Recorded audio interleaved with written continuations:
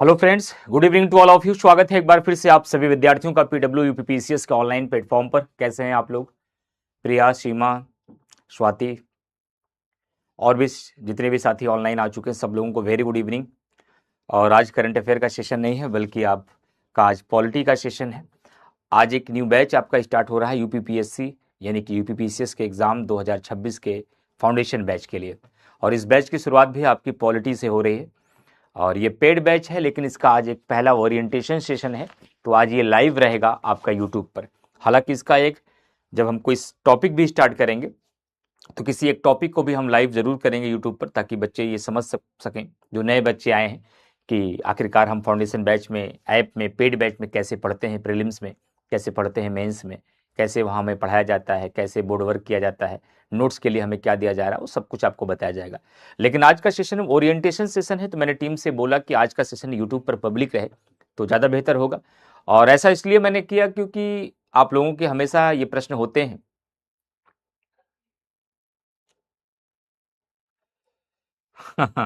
आरती देवी कह रही हैं सर इसकी ज़रूरत नहीं है, हमें पता है। लेकिन बहुत सारी एक नई पीढ़ी भी हर साल आती है ना। हर साल एक नई पीढ़ी 10 से 12 लाख लोग इंटर पास होकर के भी सिविल सेवा की दुनिया में आते हैं। वो नहीं जानते हैं, आप इसलिए जानते हैं क्योंकि आप पढ़ चुके हैं, आपने पढ़ा है, आपने देखा है, इसलिए आप जानते हैं। लेकिन बहुत सारे नए बच्चे हैं जो शायद नहीं भी जानते हैं, तो हमेशा बच्चों को बताना होता है इसके बारे में। सर मुझे आपसे पॉलिटी केवल लेना है, केवल पॉलिटी का विकल्प नहीं है पुष्पा रावत। अगर होता तो मैं ज़रूर देता, क्योंकि कोई इंडिविजुअल किसी टीचर का बैच अलग से लॉन्च नहीं होता है। जब कभी किसी प्लेटफॉर्म, किसी संस्था या किसी इंस्टीट्यूट के द्वारा होता है तो पूरा बैच होता है। तो पूरा बैच है, इसमें मैं पॉलिटी की शुरुआत कर रहा हूँ। मैं पॉलिटी सबसे पहले यहाँ पे शुरू करूँगा। अलग से कोई इंडिविजुअल पॉलिटी होता तो मैं ज़रूर बताता आप लोगों को। खैर, आज का ओरिएंटेशन सेशन का मतलब क्या है? आज पॉलिटी में कुछ पढ़ाएंगे। आज पॉलिटी में तो हम कुछ पढ़ाने वाले नहीं, लेकिन आज का क्लास आप बैच का हिस्सा बनते हैं या नहीं बनते हैं, आप किसी कोचिंग के साथ तैयारी करते हैं या सेल्फ स्टडी से पढ़ते हैं, लेकिन सभी विद्यार्थियों के लिए आज का सेशन जरूरी है।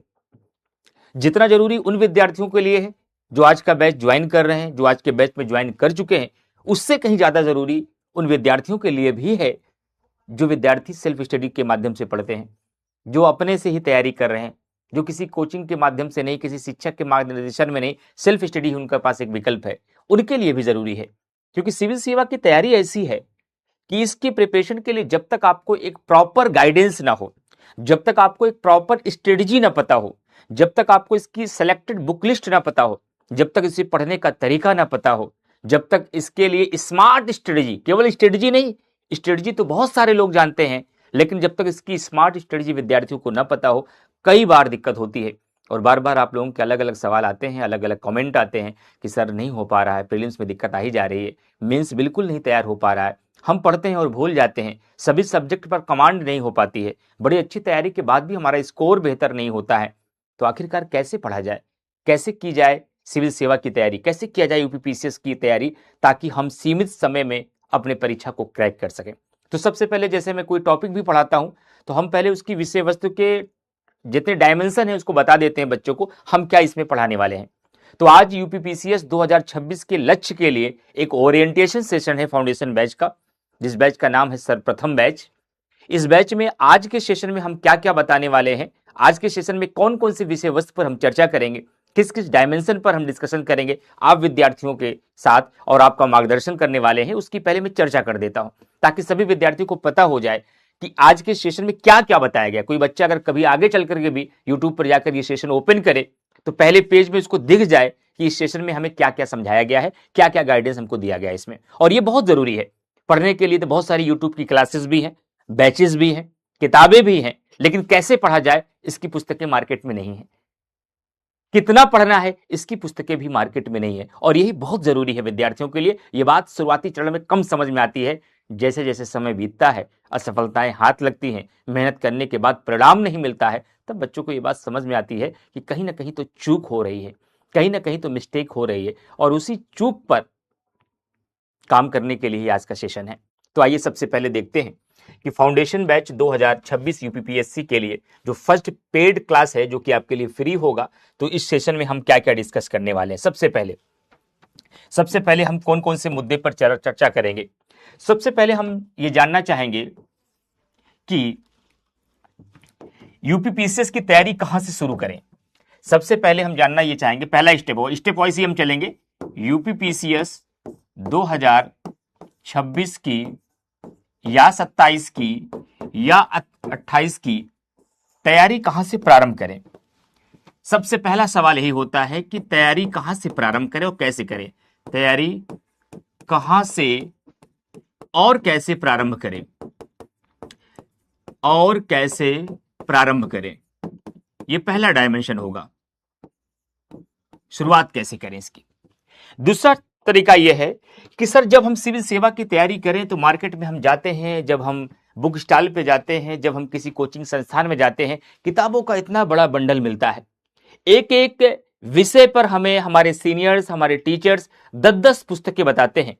जब बात इतिहास की आती है तो कोई कहता है कि राम शरण शर्मा पढ़िए, तो कोई कहता है एस.के. पांडे पढ़िए, कोई कहता है कि बी.एल. ग्रोवर के बगैर काम नहीं होगा, तो कोई कहता है स्पेक्ट्रम तो पढ़ना ही पड़ेगा, कोई कहता है कि अगर आपने एल.पी. शर्मा नहीं पढ़ा तो क्या पढ़ा, कोई कहता है बिपिन चंद्रा के बगैर कैसे संभव है कि इतिहास आपने पढ़ लिया।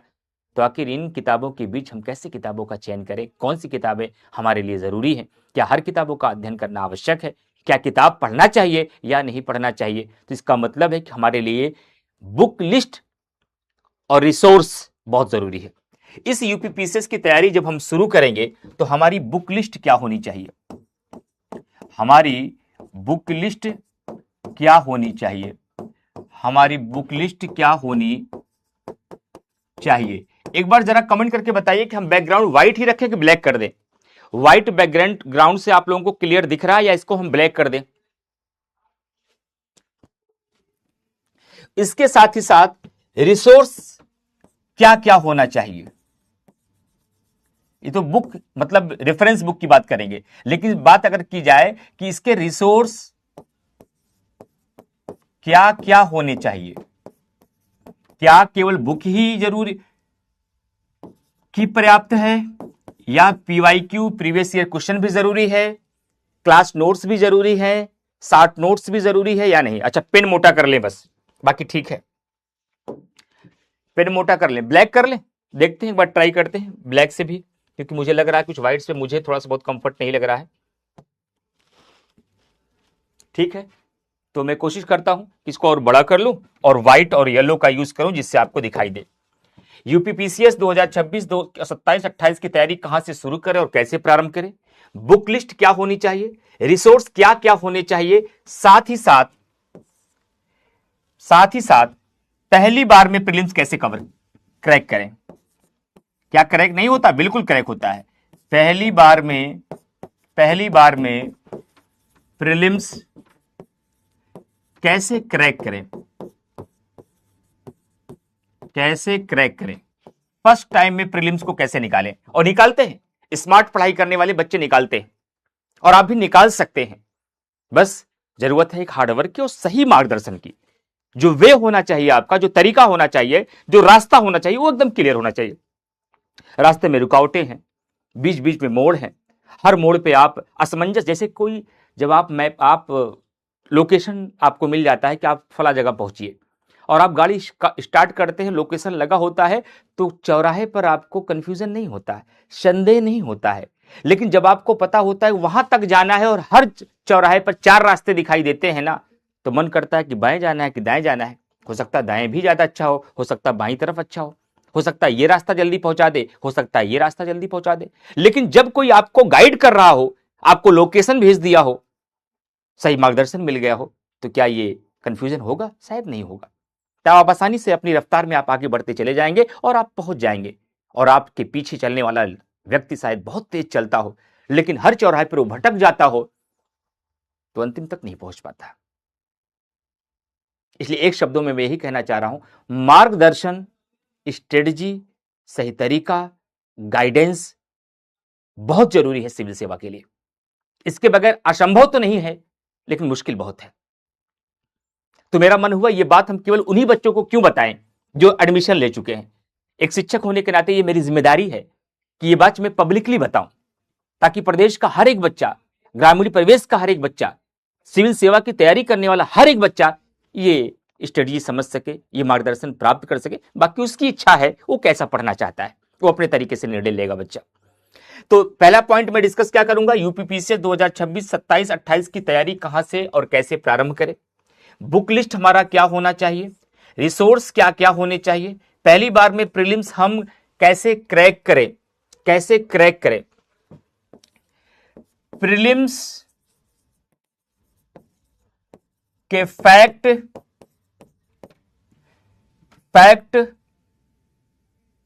पर और पीवाईक्यू पर कमांड कैसे बनाएं, कमांड कैसे बनाएं, ये एक बड़ा मुद्दा है।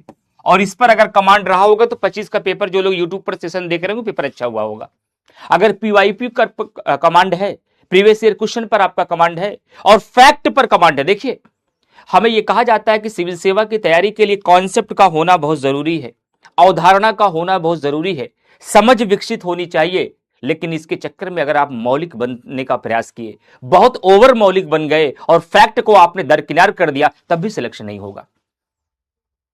क्योंकि उस लेवल तक पहुंचने के लिए जहां हमें विश्लेषण करना है, जहां हमें एनालिसिस करना है, जहां हमें आंसर राइटिंग करना है, जहां हमें पक्ष और विपक्ष करना है, जहां हमें तर्क देना है, उसके पहले भी एक परीक्षा पास करनी होती है जिसका नाम है प्रारंभिक परीक्षा, जिसका नाम है प्रीलिम्स का एग्जाम। और इस प्रीलिम्स के एग्जाम के लिए फैक्ट जरूरी कल भी था, आज भी है और कल भी रहेगा। इसके बगैर पॉसिबल नहीं है कि आप प्रीलिम्स का एग्जाम क्रैक कर पाए, उसको लेकर आपको चलना होगा। और यही कमांड नहीं कर पाने की वजह से कई बार बच्चों की हर विषय पर अच्छी कमांड होती है, बावजूद उसके प्रीलिम्स में अच्छा स्कोर नहीं कर पाते हैं। इसका मतलब है कि पीसीएस के एग्जाम की बात करूं, मैं यूपीएससी का डिस्कशन नहीं कर रहा हूं। आज के सेशन का मुख्य उद्देश्य केवल यूपी पीसीएस का एग्जाम है, स्पेशली इस यूपी पीसीएस के बारे में हम चर्चा कर रहे हैं आज के सेशन में। तो प्रीलिम्स के फैक्ट पर और पीवाईक्यू पर कमांड कैसे बनाएं, इस पर भी हम चर्चा करेंगे, इस पर भी हम चर्चा करेंगे। आंसर राइटिंग कब से स्टार्ट करें और कैसे कमांड बनाएं, आंसर राइटिंग, क्योंकि इसके बगैर भी कुछ संभव नहीं है।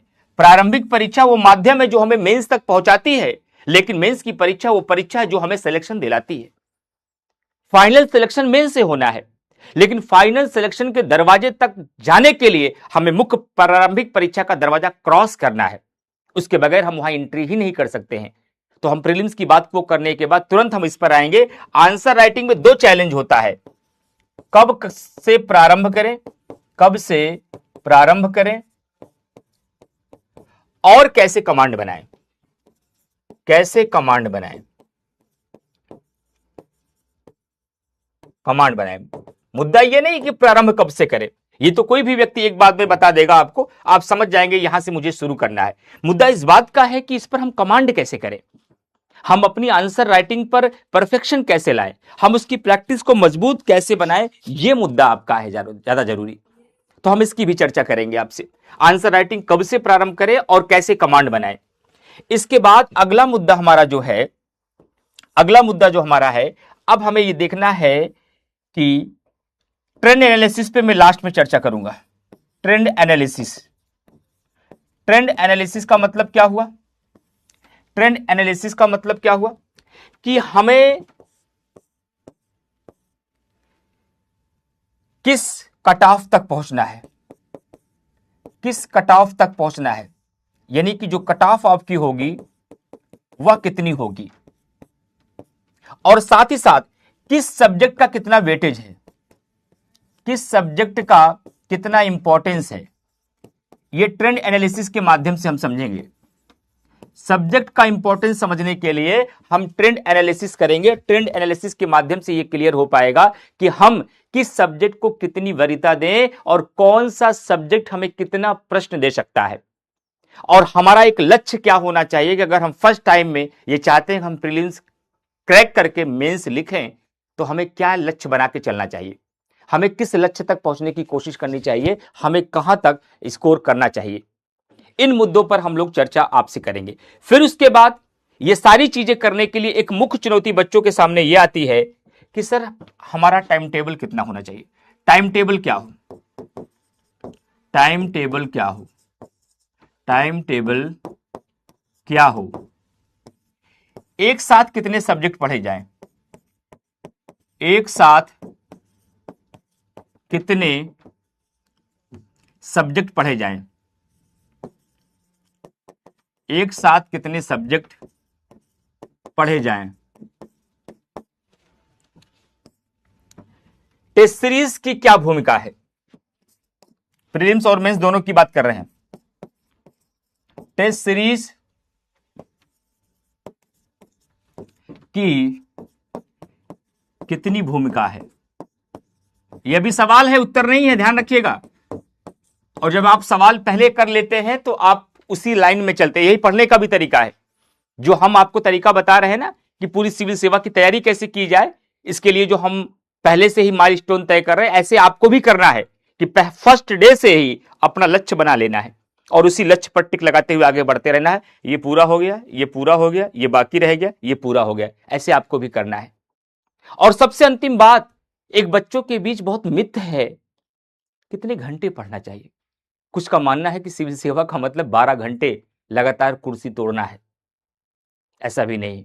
कुछ का मानना है बस निरंतर लगे रहिए, ऐसा भी नहीं। कैसा है ये जानने के लिए मैं आपको बताऊंगा कितने घंटे का अध्ययन आनी जरूरी है, कितने घंटे।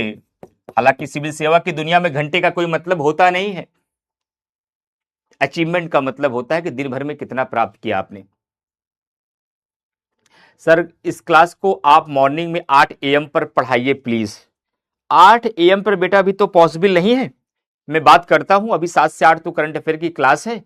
मैं देखता हूं कि अगर गुंजाइश बनेगी तो 9 से बन सकती है, 8 से तो नहीं बन सकती ना, कि कुछ टाइम हमें भी तो चाहिए रेस्ट के लिए। 7 से 8 तो मैं करंट ही पढ़ाता हूं, और हो सकता है 9 से 10:30 कर सकता हूं, वो भी अभी समय निकलने पर। एक क्लास मेरी समाप्त होने वाली है तब कर पाऊंगा, अभी तो इसी टाइम पर है। हाँ, कोशिश करूंगा कि सुबह करूं। मैं भी चाह रहा हूं एक बैच इसमें सुबह हो जाएगा तो और अच्छा रहेगा। लेकिन अभी तो इसी 6 से 7:30 की टाइमिंग है, बाकी मैं कोशिश करूंगा मेरा कोई बैच ओवर होगा तो मैं मॉर्निंग में कर लूंगा इसे। कितने घंटे पढ़ना चाहिए, कितने घंटे पढ़ना चाहिए?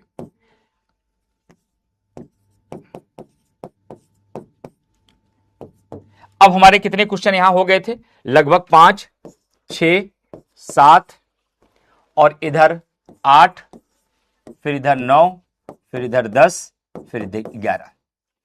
मैं ये मुद्दा नहीं कर रहा हूं मैं पॉलिटी में क्या पढ़ाऊंगा, कैसे पढ़ाऊंगा, क्योंकि मैं कई बार यूट्यूब पे कर चुका हूं। मैं पॉलिटी में क्या क्या पढ़ाता हूं, कैसे प्रीलिम्स में कौन कौन से टॉपिक है, मेंस के कौन कौन से टॉपिक है, प्रीलिम्स और मेंस दोनों के क्या क्या टॉपिक है, ये नहीं बताऊंगा। लास्ट में अगर समय बच गया तो मैं जरूर बता दूंगा कि जैसे मेरा विषय पॉलिटी है, अगर पॉलिटी पे कोई बच्चा चाहता है कि महज 2 महीने में हम एकदम जीरो है पॉलिटी में, क्या कोई व्यक्ति ऐसा है कि जो 2 महीने में हमें पॉलिटी में इतना बना दे? जैसे कि लोग कहते हैं कि हम 25 में 22 24 करके आ जाते हैं, 23 करके आ जाते हैं, क्या ये पॉसिबल है? बिल्कुल पॉसिबल है। कैसे पॉसिबल है? अगर समय बचा तो मैं लास्ट में बता दूंगा कि आखिर किसी एक सब्जेक्ट को 2 महीने के भीतर शिक्षक के साथ मिलकर आप कैसे उस पर अपनी कमांड 100% कर सकते हैं।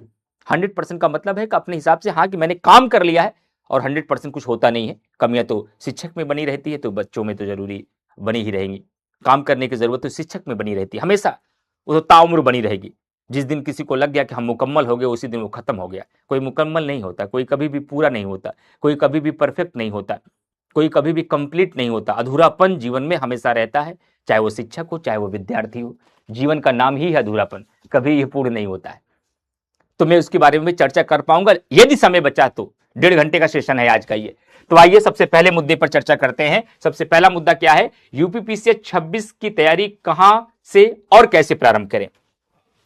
2000 यूपीपीसीएस 2026 की तैयारी, यूपीपीसीएस 2026 की तैयारी कहां से और कैसे प्रारंभ करें? कहां से और कैसे प्रारंभ करें? कहां से प्रारंभ करें? कुछ बच्चे सोचते हैं कि क्या विषय क्या उठाएं, पढ़ें कैसे? तुरंत लिखना शुरू कर दे प्रीवियस ईयर क्वेश्चन को, या तुरंत प्रीवियस ईयर क्वेश्चन को सॉल्व करना शुरू कर दे, या किसी एक पुस्तक को लेकर पढ़ना प्रारंभ कर दे? कहां से शुरू करें इस तैयारी को? जाहिर सी बात है, तैयारी करने का 2 स्रोत है, 2 माध्यम है। तैयारी करने के 2 माध्यम है। एक माध्यम है सेल्फ, और एक माध्यम है कोचिंग या इंस्टीट्यूट, जिसे आप कहते हैं। तो मैं यहां आपको ये माध्यम बता रहा हूं।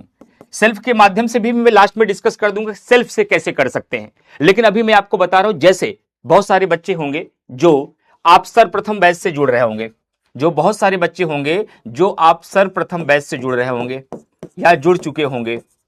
अब उनको कैसे प्रारंभ करना है, जाहिर सी बात है यहां पर तो एक आपको टाइम टेबल मिल ही जाता है, यहां टीचर ही तय कर देता है, इंस्टीट्यूट ही तय कर देता है आप कहां से शुरू करेंगे। और जब आप सेल्फ शुरू करते हैं तब आप तय करते हैं हम क्या पढ़ेंगे। तो जब आप शुरू करते हैं तो मैं यही चाहूंगा जो इस विषय में आपकी रुचि हो, जिस विषय को आपने जीवन में एक दो बार कभी पढ़ा हो, जो लगता हो कि मुझे आता है, जिस पर आपका इंटरेस्ट हो, उस विषय के साथ उठाइए और एक सेल्फ स्टडी के माध्यम से एक बुक पढ़ना शुरू कर दीजिए। एक बुक, ओनली वन बुक।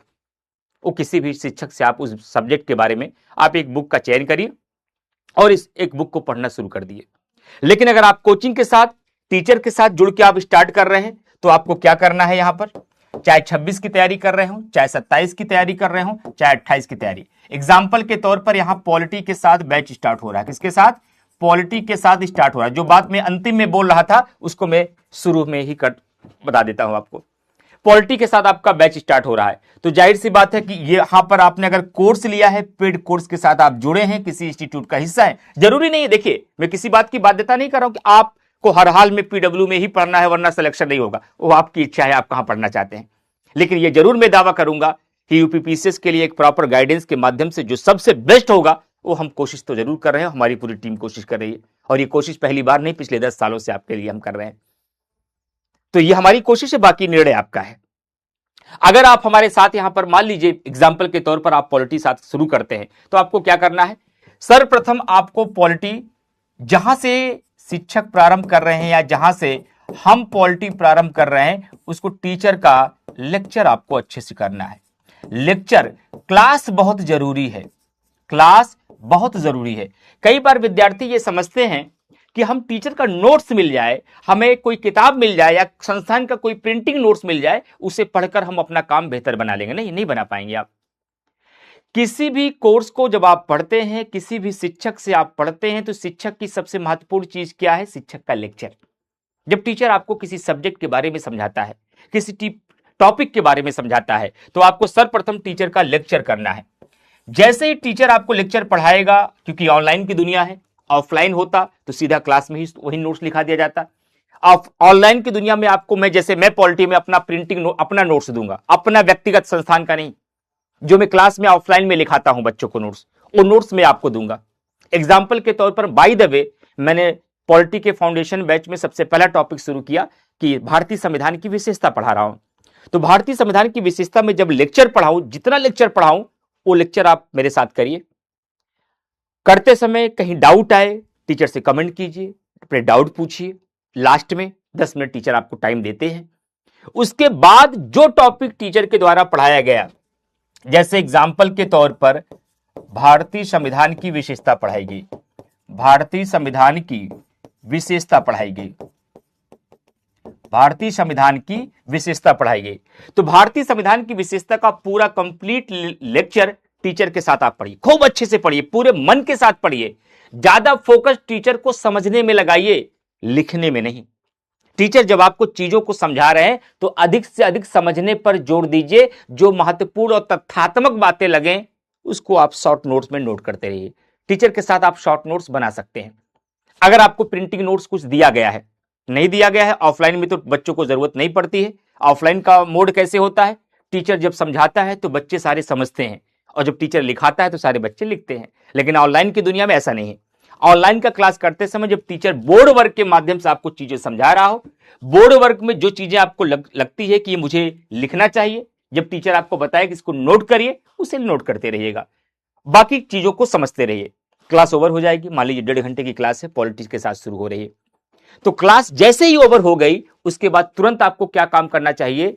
जो टीचर का नोट्स दिया गया है या संस्थान का जो नोट्स दिया गया है उस टॉपिक को आप कम से कम 1 से 2 बार अध्ययन करें। ये दूसरा स्टेप था। पहले टीचर के साथ लेक्चर की पढ़ा आपने, फिर उसके बाद आपने क्या किया? उसका टीचर का नोट्स को पढ़ा आपने। उसके बाद तीसरा स्टेप अभी फिर आएगा। ये अभी 40% 50% काम आपका हुआ है सब्जेक्ट में, उस टॉपिक में। तीसरा काम आपका तुरंत क्या होगा, उस टॉपिक के लिए आप घटना चक्र को उठाइए। घटना चक्र का नाम सुना होगा आप लोगों ने, जरूर सुना होगा।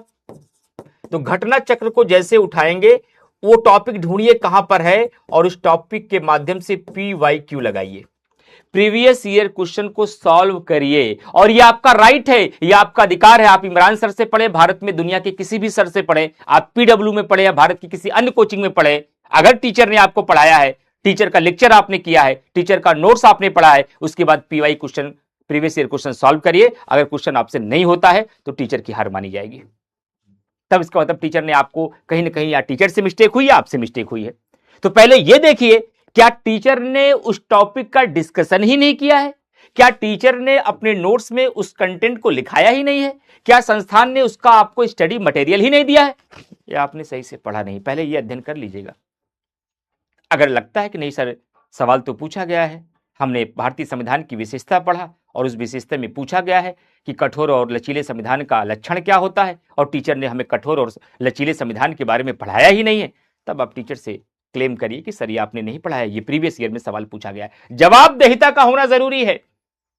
मैं कई बार क्लास में बच्चों से कहता हूं कि एक क्लास का जो सबसे श्रेष्ठ बच्चा होता है वही किसी भी शिक्षक का सबसे सर्वोत्तम लेवल होता है। जब तक आप अपना लेवल बेहतर नहीं करोगे तब तक आपको उस लेवल का पढ़ाया भी नहीं जाएगा। ध्यान रखिएगा, आपको अपना लेवल बनाना पड़ेगा। जब आप काम करके आएगो, शिक्षक को यह महसूस होगा कि बच्चे मेहनत कर रहे हैं, तो निसंदेह रूप से लेक्चर में अपने आप गहराई आ जाएगी, अपने आप गहराई आ जाएगी। तो इसका मतलब है कि तुरंत आपको प्रीवियस ईयर क्वेश्चन सॉल्व करना है। सारे क्वेश्चन हो रहे हैं तो अच्छी बात है, जो नहीं हो रहे वो अपने टीचर से आप पूछिए, क्लियर करिए और उस टॉपिक पर फिर टिक लगा दीजिए कि मैंने इसका लेक्चर कर लिया, मैंने इसका नोट्स पढ़ लिया, मैंने इसका प्रीवियस ईयर का क्वेश्चन भी सॉल्व कर लिया, ये टॉपिक अब मेरा हो चुका है।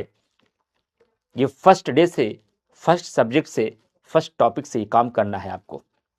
इसके बगैर अगर आप आगे बढ़ेंगे तो फिर खोखला रहे, खोखला नहीं रहना, गैप नहीं होने देना है। पहले टॉपिक से कमर कस लेनी है एकदम आपको, और इस तरीके से करके प्रत्येक टॉपिक को पढ़ते पढ़ते पढ़ते पढ़ते चलिए। एक दिन 100 घंटे के बाद ऐसी स्थिति आएगी या 120 घंटे के बाद ऐसी स्थिति आएगी, सब्जेक्ट आपका पूरा हो जाएगा। क्या पूरा होगा? एक सब्जेक्ट पूरा होगा। कई बार बच्चे इस यहीं पर मान लेते हैं, अब मेरी तैयारी पूरी हो गई, टीचर ने पढ़ा लिया, पढ़ा दिया, मैंने पढ़ लिया, प्रीवियस ईयर क्वेश्चन मैंने सॉल्व कर लिया, ये 3 स्टेप हो गए, ये सब्जेक्ट मेरा तैयार हो गया। अभी आपकी तैयारी केवल 60 से 70% है, और इसको बच्चे 100% मानकर सबसे बड़ी गलती कर रहे हैं। ये पहला लैक है आपकी प्रिपरेशन का, ये पहला लैक है, ये पहली कमजोरी है आपकी प्रिपरेशन का, कि जब आप किसी टीचर के साथ किसी इंस्टीट्यूट में जुड़कर पढ़ाई करते हैं और टीचर ने आपको पढ़ाया, आपने पढ़ा, उनके नोट्स को अच्छे से रिवीजन किया, प्रीवियस ईयर क्वेश्चन सॉल्व किया और आपने मान लिया कि मेरा विषय तैयार हो गया। लेकिन मैं कह रहा हूं अभी आपका केवल 60 और 70% तैयार हुआ। अगर बहुत सिंसियर स्टूडेंट है तब आपने हल्के में क्लास किया है, कंसंट्रेशन के साथ क्लास नहीं किया है, रेगुलरिटी के साथ क्लास नहीं किया है, प्रीवियस ईयर का क्वेश्चन कम से कम 5 बार सॉल्व नहीं किया है, टीचर के सारे लेक्चर को सुना नहीं है, तब तो आप 30% भी नहीं पहुंच पाएंगे। यह मैं सिंसियर स्टूडेंट के लिए बता रहा हूं कि कोई स्टूडेंट एकदम प्रतिबद्ध है, रेगुलर है और इन 3 स्टेप को फॉलो कर रहा है, टीचर का लेक्चर, टीचर का नोट्स और प्रीवियस ईयर क्वेश्चन, और साथ ही साथ टीचर के द्वारा बताया गया एक रेफरेंस बुक। एक चीज और ऐड करना है इसमें, टीचर के द्वारा बताया गया एक रेफरेंस बुक। रेफरेंस बुक केवल एक होनी चाहिए, ध्यान रखिएगा, रेफरेंस बुक केवल एक होनी चाहिए, एक से अधिक नहीं होनी चाहिए, ध्यान रखिएगा। लेकिन बुक पढ़ना है, बुक पढ़ने की आदत डालिए। जब तक आप बुक नहीं पढ़ेंगे तब तक आपकी समझ डेवलप नहीं होगी, तब तक आपके पास अच्छे शब्दकोश नहीं आएंगे, तब तक आपके पास अच्छी भाषा शैली नहीं आएगी, तब तक आपके पास विचार नहीं आएंगे। कब तक? जब तक एक किताब का अध्ययन आप नहीं करें। एक किताब पढ़ना पड़ेगा आपको। अगर मुख्य परीक्षा नहीं देना होता, केवल प्रीलिम्स का खेल होता, तो हम कह सकते हैं कि टीचर का क्लास और नोट्स ही पर्याप्त है। लेकिन आपको मेंस का एग्जाम भी देना है, तो इसलिए एक बुक आपको साथ में पढ़ना पड़ेगा। तो सर अगला स्टेप बताइए कि 60 से 70% तैयारी के बाद हम कैसे इसको 100% बनाएं, कैसे हम इसको 100% बनाएं। तो 100% बनाने के लिए अब क्या करिए, जाहिर सी बात है, जैसे मैं पॉलिटी से शुरू कर रहा हूं, मेरा पॉलिटी जिस दिन समाप्त होगा तो आपकी कोचिंग बंद तो नहीं हो जाएगी, आपका बैच समाप्त तो नहीं होगा, कोई अगला विषय लगेगा। और जब अगला विषय लगेगा तो बच्चा अगले विषय में लग जाता है, पिछला छोड़ देता है। यहीं से आपकी कमजोरी शुरू हो जाती है, यहीं से आपका लूप होल शुरू हो जाता है, यहीं से आपका निगेटिविटी आने लगती है। लेकिन ये नहीं करना है। अगर आप चाहते हो कि फर्स्ट टाइम में सिलेक्शन लेना है तो आपको यही काम करना होगा, जैसे ही अगला सब्जेक्ट शुरू हो, जो सब्जेक्ट आपके टीचर और आपके अनुसार पूरा हो चुका है उसका तुरंत topic wise test series join कर लीजिए। तुरंत उसका टॉपिक वाइज क्या करिए, टेस्ट सीरीज ज्वाइन कर लीजिए। तुरंत उसका topic wise test series join करिए। पीडब्ल्यू में है तो पीडब्ल्यू में, भारत में कहीं भी मिल रही है, कहीं से भी, कम से कम 10 टेस्ट सीरीज। कितनी? कम से कम 10 टेस्ट सीरीज। कितने क्वेश्चन की? 150 क्वेश्चन की, 150 क्वेश्चन की टेस्ट सीरीज ज्वाइन कर लीजिए। और हर टेस्ट के बाद अपना एनालिसिस करिए, वैसे जैसे कि पेपर ओरिजिनल देकर के आते हैं, जैसे एनालिसिस करते हैं। हमारा कितने क्वेश्चन गलत हुए, हमारे कहां से गलत हुए, जो गलत हुआ हमें आता नहीं था या मानवीय त्रुटि के कारण हुआ, और गलत हुआ तो क्यों गलत हुआ। जो गलत होता जाए उसका लिस्ट बनाते जाइए, उसको फिर से अपने नोट से दोहराइए, फिर से उसको किताब से पढ़िए और शपथ लीजिए कि अगले टेस्ट में ये क्वेश्चन मैं नहीं गलत करके आऊंगा। और हर टेस्ट में अपनी कमी की ऐसी 2-3 लिस्ट बनाते रहो, अगले टेस्ट में उसका सुधार करते रहो, और 10 टेस्ट के बाद आपकी स्थिति 90% प्लस हो जाएगी। 100% कभी कोई नहीं बन पाएगा। 90% प्लस अगर आपकी स्थिति हो जाती है तब आपका वो सब्जेक्ट तैयार हो गया है। उसके बाद केवल एक काम करना है, 1 घंटे रिवीजन करते रहना है और घटना चक्र को कम से कम आधे घंटे सॉल्व करते रहना है। प्रीवियस ईयर क्वेश्चन को आधे घंटे सॉल्व करते रहना है और आधे घंटे रिवीजन करते रहना, बस। अगर ये काम नहीं किया तो कभी भी 90% 50% चला जाएगा, कभी भी 90% 40% चला जाएगा, और बहुत दिन तक नहीं किया 90% 20% पे आके टिकेगा। तब आप भविष्य में लोगों को बताएंगे, एक समय था क्या तैयार थी पॉलिटी मेरी, जुबान पे थी मेरी पॉलिटी। इमरान सर आर्टिकल 1 से लेकर आर्टिकल 100 तक कुछ भी पूछे, कैसा भी कॉन्सेप्ट पूछे, कैसा भी फैक्ट पूछे, पहला जवाब मेरा होता था। वो दिन कहां चले गए? वो दिन आज क्यों नहीं है? कल क्यों था? क्योंकि आपने छोड़ दिया। और पढ़ाई ऐसी चीज है, अगर आपने इसके साथ छोड़ा, इसके साथ आपने अपना संबंध कमजोर किया, तुरंत आप पीछे हो जाएंगे, बैक हो जाएंगे, तुरंत आप बैक हो जाएंगे। इसका मतलब है इतना कर लेने के बाद भी उस विषय को अपना बनाने के लिए और कल से बेहतर बनाने के लिए आपको आधा घंटे क्वेश्चन सॉल्विंग और आधा घंटे रिवीजन तब तक करते रहना पड़ेगा जब तक कि आपका सिलेक्शन नहीं हो जाता है। वरना जैसे जैसे आप आगे जाएंगे पीछे वैसे वैसे भूलता जाएगा, और यही आपके साथ होता है। जैसे जैसे आप आगे जाएंगे वैसे वैसे आप भूलते जाएंगे। और बच्चे यही कहते, सर पढ़ते तो हैं, याद भी होता है, समझ में भी आता है, लेकिन आप हमारा भूल जाता है। भूल इसलिए जाता है क्योंकि आप रिवीजन नहीं करते। भूलता कौन आदमी नहीं है? मैं नहीं भूलता। कोई व्यक्ति दुनिया में ऐसा बना है जिसको भूलता ही नहीं, तो वो व्यक्ति नहीं है, वो मानव नहीं है, वो कंप्यूटर है। कंप्यूटर और मानव में एक ही अंतर है, कंप्यूटर गलती नहीं करता, कंप्यूटर भूलता नहीं है। और मानव गलती भी करता है, मानव भूलता है। भूलना मानव होने का प्रतीक है, और आप भूलेंगे ये कोई कमजोरी नहीं है, ये मानव के लक्षण है जो हमारे पास भी है और आपके पास भी है। लेकिन इस भूलने से बचने के लिए एकमात्र तरीका है अभ्यास, अभ्यास, अभ्यास, रिवीजन, रिवीजन, रिवीजन। जितना अधिक करेंगे उतना आगे निकल जाएंगे। इस प्रकार से आप 26, 27 और 28 की तैयारी करने के लिए अपनी शुरुआत आप सर्वप्रथम बैच के साथ करेंगे, और सेल्फ स्टडी के माध्यम से करते हैं तो आप एक रेफरेंस बुक और PYQ के साथ शुरू कर सकते हैं। दूसरा पॉइंट क्या है? बुक लिस्ट क्या होनी चाहिए? बुक लिस्ट क्या होनी चाहिए? बुक लिस्ट क्या होनी चाहिए? क्या होनी चाहिए? देखिए, क्योंकि सारे सब्जेक्ट की बुक लिस्ट मैं नहीं बता सकता, जानता तो मैं सब हूं, लेकिन मैं सब बताऊंगा नहीं, मेरे क्षेत्राधिकार का हनन हो जाएगा। क्योंकि जो आपको हिस्ट्री पढ़ाने आएंगे वो अपने हिसाब से आपको बुक लिस्ट, जो सबसे बेहतर बुक होगी वो बताएंगे। जो ज्योग्राफी वाले पढ़ाने सर आएंगे वो आपको ज्योग्राफी के बारे में बताएंगे। लेकिन मैं बस इतना कहना चाहूंगा कि बुक लिस्ट के संबंध में प्रत्येक विषय में केवल एक पुस्तक होनी चाहिए। प्रत्येक विषय में एक पुस्तक होनी चाहिए, एक पुस्तक होनी चाहिए। इसका आप मल्टीपल टाइम अध्ययन करिए, इस पर कोई दिक्कत नहीं है। मल्टीपल टाइम इसका आप अध्ययन करिए, लेकिन पुस्तक दूसरी नहीं होनी चाहिए, पुस्तक वही एक होनी चाहिए। हर विषय की एक पुस्तक होनी चाहिए, और पुस्तक पढ़ना आवश्यक है। मैं मोटे शब्दों में लिख रहा हूं, बुक पढ़ना आवश्यक है, यह नेसेसरी है, ध्यान रखिएगा। इसके बगैर आपकी तैयारी खोखली हो जाएगी, ध्यान रखिएगा। आपकी समझ नहीं बन पाएगी, आपके ज्ञान का विस्तार नहीं होगा, आपके पास अच्छे शब्द नहीं आएंगे, आपसे वाक्य नहीं बनेगा।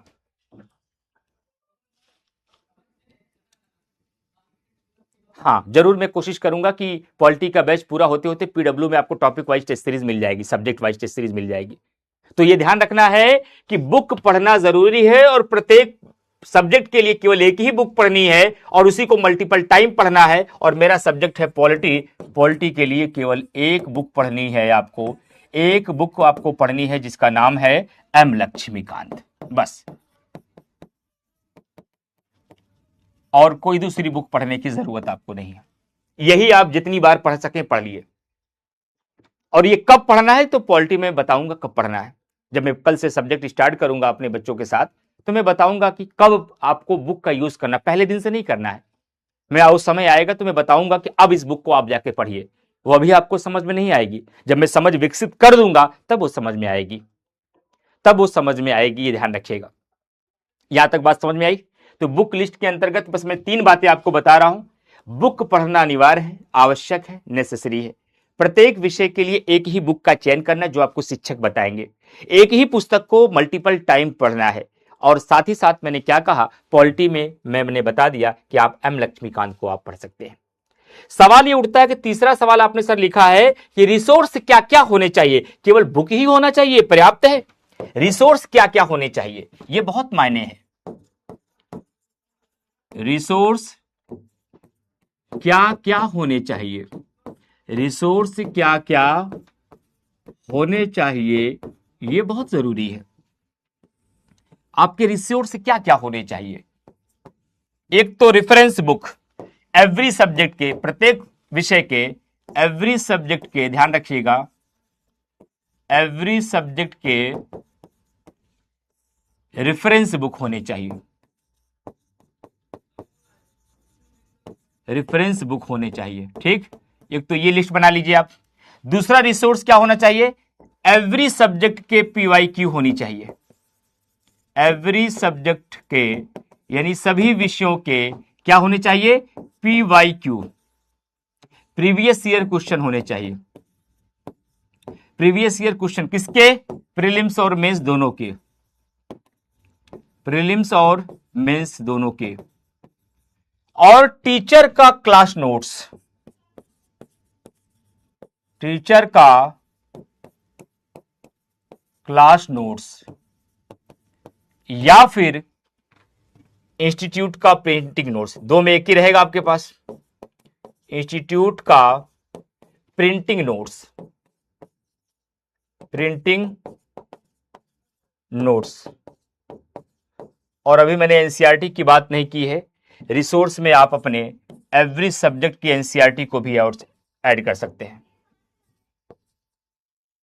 एवरी सब्जेक्ट के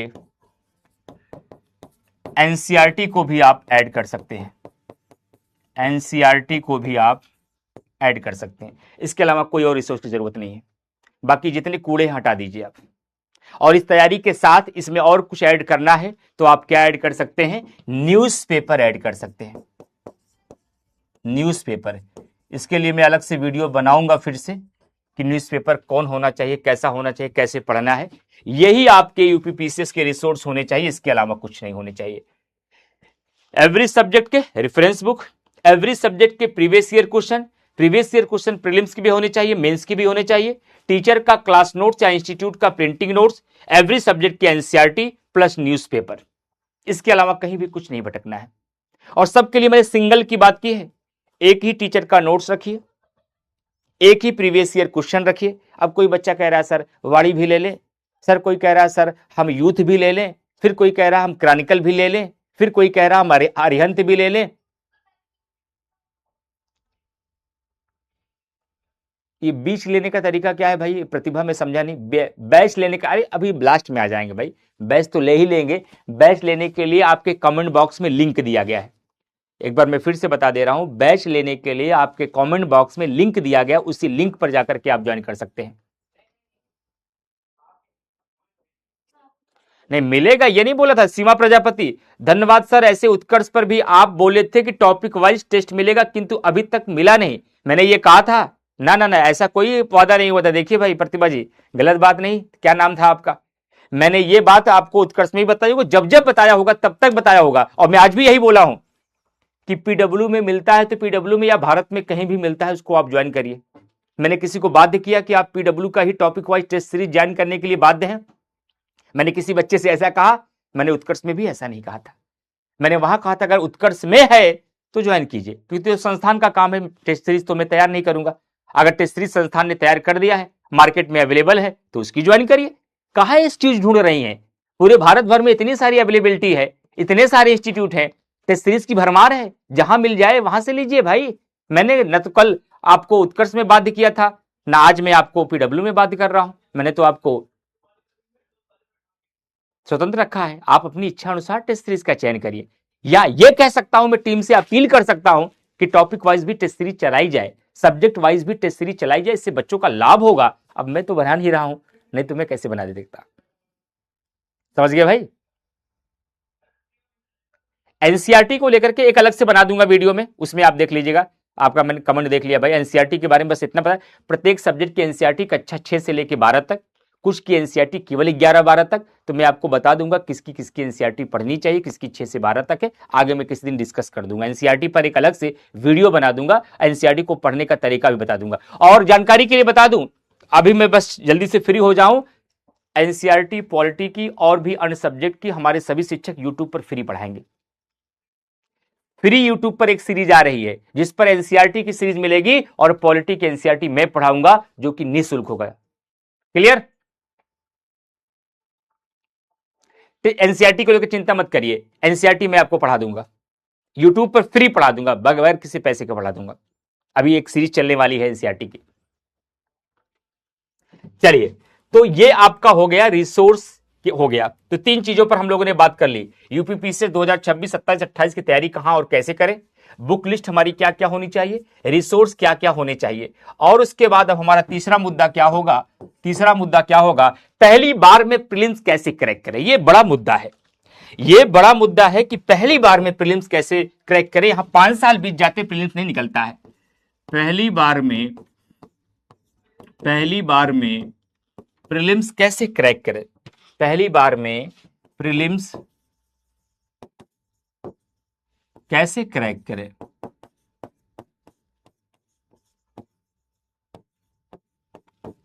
पहली बार में प्रीलिम्स कैसे क्रैक करें, क्वेश्चन मार्क। आखिरकार हम पहली बार में प्रीलिम्स को कैसे क्रैक कर सकते हैं, ये बड़ा जरूरी है। कैसे क्रैक करेंगे फर्स्ट टाइम में प्रीलिम्स? हो सकता है, बिल्कुल हो सकता है, होता है, बहुतों का होता है। जितने भी स्मार्ट तैयारी करने वाले बच्चों का है वो पहली बार में ही प्रीलिम्स निकाल लेते हैं। अब पहली बार का मतलब है 1-1.5 साल आपको शुरू से लेकर लगता है पूरे कोर्स को पढ़ने में, रिवीजन करने में।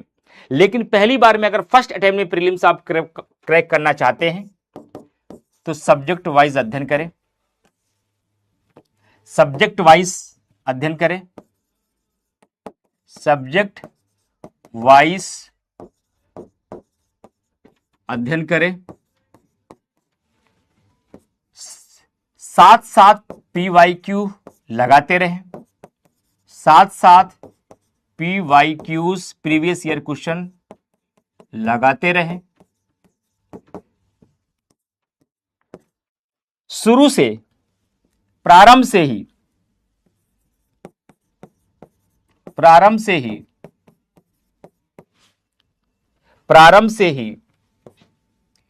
सब्जेक्ट के बेसिक्स पर, सब्जेक्ट के फैक्ट पर, स्टैटिक जीके पर, मिसलेनियस यानी विविध पर ध्यान दें, विविध पर ध्यान दें। यह बड़ा रीजन है जो पहली बार में बच्चे क्रैक नहीं कर पाते।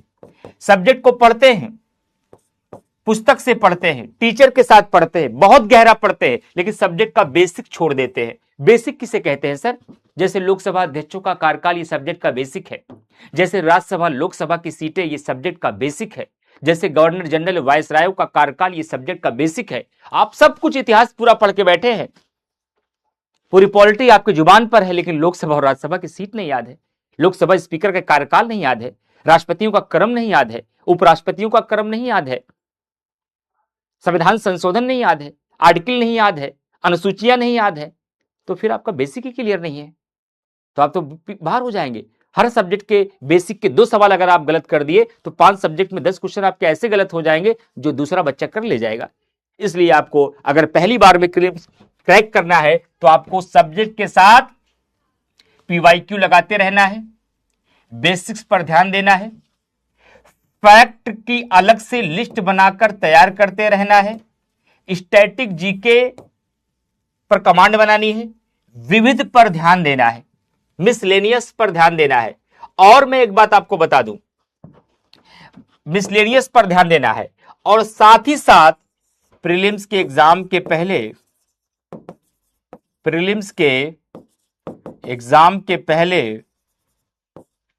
10,000 1,000 नहीं 10,000 क्वेश्चन की प्रैक्टिस करके जानी है। मैं पूरे क्लेम के साथ अभिशाप तो नहीं कर रहा हूं, लेकिन आपसे मैं सचेत जरूर कर रहा हूं, जो बच्चा साल भर पूरी किताबों के साथ डूबा रहे, दिन रात पुस्तकें पढ़े, कोई पूछे तो मुजबानी पूरी किताब सुना दे, लेकिन वो क्वेश्चन नहीं सॉल्व करेगा, वो प्री नहीं निकाल सकता है। ये बहुत कड़वा सत्य बता रहा हूं आप विद्यार्थियों को, कि पूरी पुस्तक वो पढ़ के बैठा है, सब कुछ उसको आता है, कोई भी व्यक्ति कहीं से पूछता है वो मुजबानी सुनाना शुरू कर देता है, लेकिन क्वेश्चन की प्रैक्टिस नहीं करता है। आप परीक्षा में जाएंगे, मुजबानी तो आप किसी विषय को डिक्टेशन कर सकते हैं, लेकिन क्वेश्चन नहीं सही हो, क्वेश्चन गलत हो जाएगा आपका। मैं बता दे रहा हूं, ऐसा बहुत सारे बच्चों के साथ हुआ होगा जो सीनियर बच्चे हैं। ये बात बिगिनर नहीं बता पाएंगे।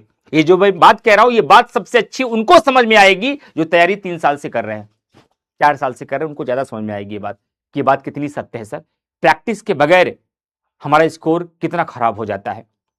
इसलिए मैंने कहा कि आप इस सब करने के साथ साथ सभी विषयों को मिलाकर 10,000 क्वेश्चन की प्रैक्टिस करके जाइए, और एग्जाम में जाने से पहले जो इस बार हमारे बहुत करीबी लोगों ने गलतियां की हैं, 15 full length test series full length test series का मतलब 150 क्वेश्चन वाली टेस्ट सीरीज अपने अकॉर्डिंग पूरे भारत में कहीं से भी, अब मत कह दीजिएगा आपने कहा था पीडब्ल्यू में ही, पीडब्ल्यू में आपको अच्छी लगती है, उसकी टेस्ट सीरीज से आप संतुष्ट हैं, यहां पर टेस्ट सीरीज कराई जाती है तो आप पीडब्ल्यू ज्वाइन कर सकते हैं। पीडब्ल्यू में नहीं होती है तो आप ये एक्सक्यूज लेके मत बैठ जाइएगा कि इमरान सर ने यूट्यूब पर कहा था लेकिन टेस्ट सीरीज नहीं मिली। आप भारत में कहीं से भी ज्वाइन करके टेस्ट सीरीज फुल लेंथ की लगा सकते हैं। और कितनी, कम से कम 15 टेस्ट सीरीज आप देके जाइए, टेलीग्राम पर खरीद के ऑनलाइन, मोबाइल स्क्रॉल करते हुए नहीं, ऑफलाइन कक्षा में बैठकर ऑफलाइन जैसे माहौल में देना होगा। ये टेस्ट सीरीज ऑफलाइन देना होगा, ऑनलाइन नहीं। ये टेस्ट सीरीज ऑफलाइन देना होगा, ऑनलाइन नहीं। मिनिमम 15 है, मैक्सिमम आपकी इच्छा। ये मैं कम से कम बता रहा हूं, ये मैं मिनिमम की चर्चा कर रहा हूं। मिनिमम कम से कम 15 टेस्ट सीरीज लगा के जाना चाहिए। मैक्सिमम आपकी इच्छा है कि आप कितना लगा करके जाते हैं, आप कितनी टेस्ट सीरीज लगा करके जाते हैं। और इसके साथ ही साथ अगर आज आपने सपना देख लिया, या आप सपना पहले भी देख चुके हैं लेकिन 26 को लक्ष्य बना लिया है, इस बार 10-12 क्वेश्चन से बाहर रह गए हैं, तो आज से जो सर्वप्रथम पहला काम करना है कि आज से ही एवरीडे करंट अफेयर्स की तैयारी करनी है। मैराथन के भरोसे रहेंगे तो नहीं हो पाएगा, रिवीजन हो जाएगा, स्कोर नहीं होगा। एवरीडे यानी कि डेली करंट अफेयर पढ़ना है आपको। क्या? डेली करंट अफेयर्स पढ़ना है। कोई पढ़ाने वाला नहीं है सर, नहीं तो पढ़ तो लेते ही। कौन कह दिया पढ़ाने वाला नहीं है? किसने कह दिया पढ़ाने वाला नहीं है? पिछले 8 सालों से सुबह 7 बजे आंखें फोड़ तो रहा हूं मैं। जो पढ़ते हैं निकल जा रहे हैं, जो नहीं पढ़ते हैं कई बार रह जा रहे हैं। और उसके लिए कोई शुल्क कोई संस्थान ने कभी नहीं लिया। चाहे मैं जीएस रोड में पढ़ाया, चाहे मैं अनअकैडमी में पढ़ाया, चाहे मैं उत्कर्ष में पढ़ाया, चाहे मैं अभी पीडब्ल्यू में पढ़ा रहा हूं, कभी किसी संस्थान ने शुल्क नहीं लिया करंट अफेयर से। वो निःशुल्क रहा और मैं पूरी रेगुलरिटी के साथ सुबह 7 बजे पढ़ाया। और कोई परीक्षा ऐसी नहीं रही, केवल यूपीपीसीएस 2024 छोड़कर, जहां पर 80 से 90% सवाल आपको करंट अफेयर की क्लास से नहीं मिल गए। लेकिन शर्त है कि साल भर पढ़ा है कि नहीं। केवल मैराथन के भरोसे रहेंगे तो केवल पढ़ने का संतोष मिलेगा, करने का संतोष नहीं मिल पाएगा। क्योंकि इतनी सारी चीजें एक साथ आप तैयार भी नहीं कर पाएंगे, और इतनी सारी चीजें साल भर का करंट अफेयर 15 दिन में 100% फंसाया भी नहीं जा सकता। लेकिन दिन प्रतिदिन अगर करंट अफेयर पढ़ेंगे, 1 घंटे समय रोज देंगे, तो आप करंट अफेयर के मास्टर हो जाएंगे। और अगर ये काम आप एवरी डे 1 घंटा 1.5 घंटा आप करंट अफेयर पर देते हैं, साल के 12 महीने देते हैं, टिल एग्जामिनेशन तक देते हैं, मैराथन करके फिर एग्जाम में जाएंगे, तो पहली बार में प्रीलिम्स निकलेगा आपको। तो फर्स्ट टाइम प्रीलिम्स निकालने के 5 तरीके मैंने बताए। सब्जेक्ट वाइज अध्ययन करें, जो सब्जेक्ट आप पढ़ें साथ साथ उसका प्रीवियस ईयर क्वेश्चन 20 साल का लगाते रहें। प्रारंभ से ही आप शुरू से ही जब पढ़ाई शुरू करें तो उस सब्जेक्ट के बेसिक्स पर, उस सब्जेक्ट के फैक्ट पर, साथ ही साथ स्टैटिक जीके पर और विविध पर ध्यान दें। और आप लोगों को शायद पता हो गया होगा, क्योंकि इसमें बहुत सारे बच्चे ऐसे होंगे जो सुबह 7 बजे क्लास करते हैं। हमने इसी करंट अफेयर की क्लास में स्टैटिक जीके और सब्जेक्ट का बेसिक और विविध प्रश्न पर तैयारी कराने की जिम्मेदारी ली है, जो कि निःशुल्क रहेगा। इसके लिए कोई चार्ज नहीं होगा और किसी बैच में कोई शिक्षक ये नहीं पढ़ाएगा, ध्यान रखिएगा। आप कोई भी बैच परचेज कर ले, बैच में आपको स्टैटिक जीके नहीं पढ़ाया जाएगा, बैच में आपको मिसलेनियस या विविध नहीं पढ़ाया जाएगा, बैच में आपको सब्जेक्ट का बेसिक भी नहीं पढ़ाया जाएगा। एक लेवल है, उस लेवल से सब्जेक्ट शुरू होता है। लेकिन ये चारों काम करंट अफेयर के साथ मैं सुबह 7 बजे वाली क्लास में करना प्रारंभ कर दिया हूं, जो टिल एग्जामिनेशन तक करता रहूंगा। उसका सोर्स केवल एक सुबह 7 बजे वाली क्लास है। 7 बजे वाली क्लास में आप करते रहिए, आपका ये चारों चीजें मैं यहां से कवर कर दूंगा। आपका स्टैटिक जीके भी, आपका विविध भी, सब्जेक्ट का बेसिक भी और करंट अफेयर भी। और इसके साथ साथ एग्जाम के पहले आप 10,000 क्वेश्चन की प्रैक्टिस करके जाइए, 15 टेस्ट सीरीज लगा के जाइए। टेस्ट सीरीज जब लगाइए तो अपनी कमियों की लिस्ट बना के उसमें सुधार करके जाइए। फर्स्ट टाइम में आप प्रीलिम्स क्रैक कर सकते हैं, दूसरा और कोई तरीका नहीं है। और आप ईमानदारी से बताइएगा कितने बच्चे ये काम करके जाते हैं एग्जाम देने, कितने बच्चे जो करके जाएंगे निसंदेह रूप से जीतेंगे। तो ये बात हो गई। अब आइए देखते हैं, मैंने पहली बार में प्रीलिम्स का तरीका भी बता दिया। प्रीलिम्स के फैक्ट पर PYQ पर कमांड कैसे बनाएं। जाहिर सी बात है, प्रीलिम्स के लिए फैक्ट पर यह भी बच्चों का चैलेंज है। सर भूल जाता है, सर कॉन्सेप्ट तो सब्जेक्ट का याद रहता है, हमें अवधारणा पता रहती है, लेकिन हम फैक्ट ही भूल जाते हैं। प्रीलिम्स के फैक्ट पर कमांड कैसे बनाएं, फैक्ट पर कमांड कैसे बनाएं, साथ ही साथ प्रीवियस ईयर क्वेश्चन पर कमांड कैसे बनाएं। प्रीवियस ईयर क्वेश्चन पर कमांड कैसे बनाएं, ये दो बड़ा चैलेंज है बच्चों के साथ। प्रीलिम्स के फैक्ट पर कमांड बनाने के लिए ध्यान रखिएगा, मैं अक्सर एक शब्द बोलता हूं, जो बच्चे हमसे पढ़े होंगे इस शब्द से परिचित होंगे। मैं अक्सर बच्चों से एक शब्द कहता हूं कि अगर कॉन्सेप्ट रूपी जाल चलाया जाए किसी तालाब में, तालाब का मतलब पुस्तक, और किसी पुस्तक में अगर कॉन्सेप्ट रूपी जाल चलाया जाए तो तथ्य रूपी मछलियां अपने आप फंस जाएंगी। लेकिन अगर कटिया मार के आप मछली पकड़ोगे, हो सकता है एक आध बार फंस जाए, लेकिन ज्यादातर बार आपकी कटिया मिस हो जाएगी। एक एक मछली ऐसे हाथ से पकड़ोगे, मछली आएगी, हाथ में आएगी, लेकिन मछली फिसल जाएगी।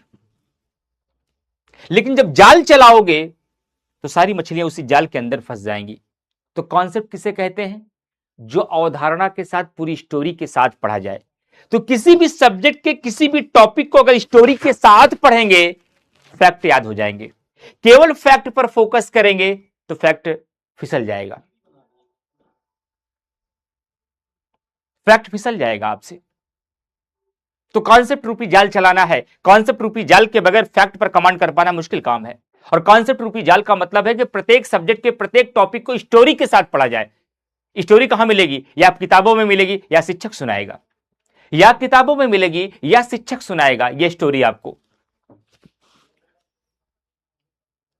शिक्षक पूरे डायमेंशन पे आपको पूरा कॉन्सेप्ट क्लियर कर सकता है। और उसमें तथ्य रूपी जब मछलियां मिले तो उन मछलियों को किनारे कर लीजिए, यानी कि उन फैक्ट की अलग से लिस्ट बना लीजिए भाई। नहीं बनाएंगे तो फिसल जाएगा। फैक्ट की लिस्ट टॉपिक वाइज बनाते चलिए। जैसे पॉलिटी में फैक्ट कहां कहां किसे फैक्ट बोलेंगे, जैसे पॉलिटी में फैक्ट किसे बोलेंगे, आर्टिकल याद करना है, कोई आर्टिकल है फैक्ट है, संशोधन है फैक्ट है, किसी विधिवेत्ता का कथन है फैक्ट है, कोई तिथि है, फैक्ट है। कोई स्थापना है, फैक्ट है। लोकसभा राज्यसभा की सीट, फैक्ट है। राष्ट्रपति, प्रधानमंत्री, उपराष्ट्रपति, राज्यपाल, मुख्यमंत्री, लोकसभा स्पीकर का कार्यकाल, ये फैक्ट है। तो पॉलिटी के फैक्ट अलग हैं, हिस्ट्री के फैक्ट अलग है, ज्योग्राफी के फैक्ट अलग है, साइंस के फैक्ट अलग है। लेकिन फैक्ट किस सीमा तक याद किया जाए, इसे जानने के लिए आपको उसी टॉपिक का प्रीवियस ईयर क्वेश्चन लगाना होगा। क्योंकि फैक्ट का जब तक इंप्लीमेंटेशन नहीं होगा तब तक फैक्ट आपके दिमाग में धसेगा भी नहीं और आपको यह अनुमान भी नहीं लग पाएगा कि फैक्ट को किस सीमा तक पढ़ना है। बात समझ पा रहे हैं आप? जो मैं कह रहा हूं ये बात आप समझ पा रहे हैं? फैक्ट को याद करके छोड़ दिया, फैक्ट भूल जाएगा। फैक्ट को पहले याद कीजिए, लेकिन डायरेक्ट फैक्ट को याद करेंगे कभी याद नहीं होगा। डायरेक्ट फैक्ट को याद करेंगे तो कभी याद नहीं होगा। हमें कॉन्सेप्ट के बीच में फैक्ट को चुराना है, और फैक्ट को जब चुरा लिया तो उसका इंप्लीमेंटेशन करना है। और इंप्लीमेंटेशन कहां होगा? प्रीवियस ईयर क्वेश्चन में होगा। आप प्रस्तावना के क्वेश्चन सॉल्व करने जाएंगे तब वहां मिलेगा 42वां संविधान संशोधन के द्वारा कितने शब्दों को जोड़ा गया। समाजवाद, पंथ निरपेक्ष और अखंडता। भारतीय संविधान में कितने प्रकार के न्याय हैं? 3 बार मिला है। सामाजिक न्याय, आर्थिक न्याय, राजनीतिक न्याय। ये सामाजिक, आर्थिक, राजनीतिक न्याय कहां से लिए गए हैं? रूस से लिए गए हैं। कितने प्रकार की स्वतंत्रता है? 5। कौन कौन सी? विचार, अभिव्यक्ति, विश्वास, धर्म और उपासना की। स्वतंत्रता का आदर्श कहां से लिया गया है? फ्रांस। ये क्वेश्चन जब बार बार आपको मिलेंगे, बार बार एक गलती करेंगे, फिर आप सही करेंगे तो फैक्ट आपके दिमाग में धस जाएंगे। कोई आदमी कितना भी तरीका बता दे, स्टीयरिंग ऐसे पकड़ते हैं, क्लच बाएं पैर से दाबते हैं, फिर गियर को ऐसे लगाते हैं, धीरे धीरे एक्सीलेटर क्लच को छोड़ेंगे। जैसे जैसे गाड़ी बढ़ती जाएगी वैसे वैसे क्लच छोड़ते जाएंगे। उसके बाद एक्सीलेटर पर पांव रख लीजिए, फिर क्लच दबाइए, फिर गियर लगाइए, फिर गाड़ी बढ़ाइए। दुनिया का कोई भी आदमी कितना भी सिखा दे, ये तब तक नहीं सीख पाएंगे जब तक आप गाड़ी पर की सीट पर नहीं बैठेंगे, जब तक ये इंप्लीमेंटेशन आप स्वयं से नहीं करेंगे, जब तक स्टीयरिंग आपके हाथ में नहीं आएगी, जब तक आप स्वयं अपने पैरों से क्लच को नहीं दबाएंगे, तब तक आप गाड़ी चलाना, न तो 2 व्हीलर न तो 4 व्हीलर, नहीं सीख पाएंगे। कोई आदमी कितना भी ज्ञान आपको देता रहे, उसी प्रकार से किसी भी फैक्ट को आप कितनी भी बार पढ़ते रहिए, कितनी भी बार तैयार करते रहिए, कितना भी शॉर्ट नोट्स बनाते रहिए, उसका इंप्लीमेंटेशन जरूरी है, उसका क्रियान्वयन जरूरी है। कहां? क्वेश्चन में, प्रीवियस ईयर क्वेश्चन के साथ उसको जाकर करिए बार बार। और जब बार बार क्वेश्चन करें तब देखिए फैक्ट याद हो जाएगा, फैक्ट नहीं भूलेगा, फैक्ट पर कमांड हो जाएगी। और इसी बहाने प्रीवियस ईयर क्वेश्चन लगाएंगे, पूर्व में पूछे गए सवालों को देखेंगे तो एक अनुमान भी आता है कि किस सब्जेक्ट के किस टॉपिक में किस सीमा तक पढ़ना है। क्योंकि पाठ्यक्रम हमें यह बताता है, सिलेबस हमें यह बताता है कि क्या पढ़ना है, लेकिन पीवाईक्यू हमें यह सिखाता है किस सीमा तक पढ़ना है, क्या परिधि होनी चाहिए। प्रस्तावना को पढ़ने के लिए 15 घंटे भी कम है, लेकिन प्रस्तावना को पढ़ाने के लिए इमरान सर कई बार 15 मिनट में निपटा देते हैं, तब भी सारे क्वेश्चन हो जाते हैं। कैसे? क्योंकि प्रीवियस ईयर क्वेश्चन को देखा गया है, हमें पता है कि प्रस्तावना की परिधि क्या है, प्रस्तावना का दायरा कहां तक है, प्रस्तावना से कितने सवाल, किस प्रकार के सवाल आयोग बना सकता है। इसलिए प्रीवियस ईयर क्वेश्चन को लगाइए, और कब लगाइए? टॉपिक को पढ़ने के बाद लगाइए, फैक्ट की लिस्ट और कॉन्सेप्ट का जाल चलाने के बाद लगाइए। और जब बार बार लगाएंगे तो फैक्ट भी तैयार होगा, पीवाईक्यू पर आपकी कमांड भी बनेगी, तब प्रीवियस ईयर क्वेश्चन आपके कभी गलत भी नहीं होंगे। और आपको यह नया तरीका भी मिल जाता है, क्या क्या इस टॉपिक में अब तक पूछा जा चुका है और क्या क्या भविष्य में पूछा जा सकता है। तो ये दोनों कहानी आपसे यहां से तैयार हो जाएगी। अब बात आई किसकी? आंसर राइटिंग कब से प्रारंभ करें और कैसे कमांड बनाएं। आंसर राइटिंग, ये तो बहुत बड़ा मुद्दा है, फाइनल सिलेक्शन की यही रीढ़ की हड्डी है, अच्छे रैंक की यही बैकबोन है कि हमारा आंसर राइटिंग कब से प्रारंभ करें, आंसर राइटिंग कब से प्रारंभ करें और कैसे कमांड करें, कैसे कमांड करें। प्रारंभ तो बहुत करते हैं लेकिन कमांड सबसे नहीं होता है। आंसर राइटिंग की स्किल डेवलप नहीं होती है। कोई ये कहता नहीं है कि यार ये लिखता बहुत अच्छा है। मैं तो बच्चों से कई बार ऑफलाइन में कहता हूं, जिस दिन कोई पड़ोसी, कोई मित्र, कोई परिवार जन, कोई टीचर आपको कह दे ये लड़का लिखता बहुत अच्छा है, समझो हो गया एसडीएम आप। कोई अम्माई कलाल आपको नहीं रोक पाएगा। जिस दिन लोग आपके बारे में ये कहने लगे ये लिखता बहुत अच्छा है, करो इतनी मेहनत उस सीमा तक, लिखो उस सीमा तक जिस सीमा तक कोई कहने ना लगे ये लिखता बहुत शानदार है। आप पढ़ते कितना है ये मैटर नहीं है, अगर आप लिखना नहीं जानते तो फिर दिक्कत आपको हमेशा फाइनल सिलेक्शन में आएगी। जिस दिन आप अच्छे लेखक बन गए, अच्छे पत्रकार बन गए, उस दिन आपकी जीत तय है। और जब तक ये आप नहीं करना जानते, आपको सब्जेक्ट कितना भी तैयार हो, आप कितनी भी मेहनत कर रहे हो, लेकिन आप अपने साथ धोखा कर रहे हैं, आप अपने साथ चीट कर रहे हैं, आप अपने आप को ही बरगला रहे हैं अगर आप आंसर राइटिंग में काम नहीं कर रहे हैं। तो सवाल ये उठता है कि कोई मान लीजिए कि ये सर प्रथम बैच प्रारंभ हो रहा है, तो हमें आंसर राइटिंग कब से प्रारंभ करनी चाहिए, हमें आंसर राइटिंग कब से प्रारंभ करना चाहिए। तो फ्रेंड ध्यान रखिएगा, आंसर राइटिंग को लेकर के, आंसर राइटिंग को लेकर के अगर मैं आपसे कहूं, जैसे जब पहला सब्जेक्ट स्टार्ट हो, देखिए दो तरीके हैं इसके। जब आपका पहला सब्जेक्ट स्टार्ट हो तो पहले सब्जेक्ट को स्टार्ट करते समय चाहिए तो यही कि सब्जेक्ट पूरा पढ़ लीजिए, सब्जेक्ट पूरा, प्रीलिम्स और मेंस, प्रीलिम्स और मेंस यानी कि फाउंडेशन लेवल पर पूरा उसको पढ़ लीजिए, फाउंडेशन लेवल पर इसको पूरा पढ़ लीजिए, आप पहले पढ़ लीजिए। जब पहला सब्जेक्ट हो रहा तब के लिए बता रहा हूं। और जब सब्जेक्ट पूरा हो जाए उसके बाद टीचर को स्वयं चाहिए, और जैसे कि इस बैच में मैं आपके लिए करूंगा, उसके बाद टॉपिक वाइज संविधान के दर्शन, संविधान की विशेषता, संविधान संशोधन, संविधान का कार्यपालिका, विधायिका, न्यायपालिका, संवैधानिक और गैर संवैधानिक निकाय, पंचायती राज व्यवस्था, सबका प्रीवियस ईयर क्वेश्चन के प्रश्नों को पहले लिखना शुरू करना चाहिए, फिर उस पर प्रैक्टिस करना चाहिए। सर हम तो ये सुने थे कि जैसे एक टॉपिक शुरू हुआ प्रस्तावना तुरंत लिखना शुरू कर देना चाहिए, अगर पहला सब्जेक्ट वही शुरू हो रहा तब नहीं लिखना चाहिए, क्योंकि जाहिर सी बात है कि कोई आंसर जो होता है, कई बार क्या होता है बच्चे डेमोरलाइज हो जाते हैं, हतोत्साहित हो जाते हैं। कैसे कि बाय द वे आपको मान लीजिए कोई एक सिंगल सेगमेंट पढ़ा दिया गया, मान लीजिए कि अभी आपको भारतीय संविधान की विशेषता ही पढ़ाया गया और एक प्रश्न आ गया कि भारतीय संविधान के अंतर्गत अनुसूचित जातियों और जनजातियों के लिए किए गए महत्वपूर्ण प्रावधानों की चर्चा करें। अब आपने केवल भारतीय संविधान की विशेषता ही पढ़ा है, अभी आपको दिख ही नहीं रहा पूरे संविधान में अनुसूचित जातियों और जनजातियों के लिए कहां कहां प्रावधान है, मौलिक अधिकारों में कहां चर्चा है, डीपीएसपी में कहां चर्चा है, राजनीति में भागीदारी के लिए कहां प्रावधान है, पंचायती राज व्यवस्था में क्या कहां पर चर्चा है, इनके सामाजिक और आर्थिक विकास के लिए क्या क्या संविधान में किया गया है, अनुसूची में इनके लिए कहां पर चर्चा है, आपको पता ही नहीं है।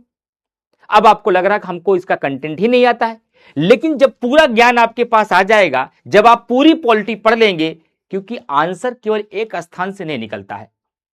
हम कई बार कहते हैं बच्चों को कि प्रीलिम्स का आंसर लगाना किसी एक छोटे से छेद में कंचे को डालना है, सही से पार हो गया तो प्रीलिम्स का क्वेश्चन सही हो गया, लेकिन मेंस को तय करने के लिए आपको क्या करना पड़ता है, पूरे कमरे को सजाना पड़ता है, और पूरे कमरे को सजाने के लिए हर डायमेंशन पर नजर डालनी पड़ती है आपको, हर डायमेंशन पर नजर डालनी पड़ती है आपको, उसमें सब कुछ एक साथ बटोरना पड़ता है। वे मजाक में अभी अपने भाई के साथ मैं सफर करते हुए आ रहा था, मैंने रास्ते में इनको मैं समझाते हुए आ रहा था, मैं गाड़ी ड्राइव कर रहा था, वो बगल हमारे बाएं बैठे हुए थे, मैं उनको यही बता रहा था कि प्री और मेंस में क्या डिफरेंस है। तो मैंने इनको समझाने के लिए कहा कि जैसे द्वार पे बहुत सारी गंदगियां पड़ी हों, प्रीलिम्स का मतलब है चिमटी के माध्यम से एक एक कंकड़ को उठाना, पकड़ में आ गया तो उड़ जाएगा, पकड़ में आ गया तो उड़ जाएगा।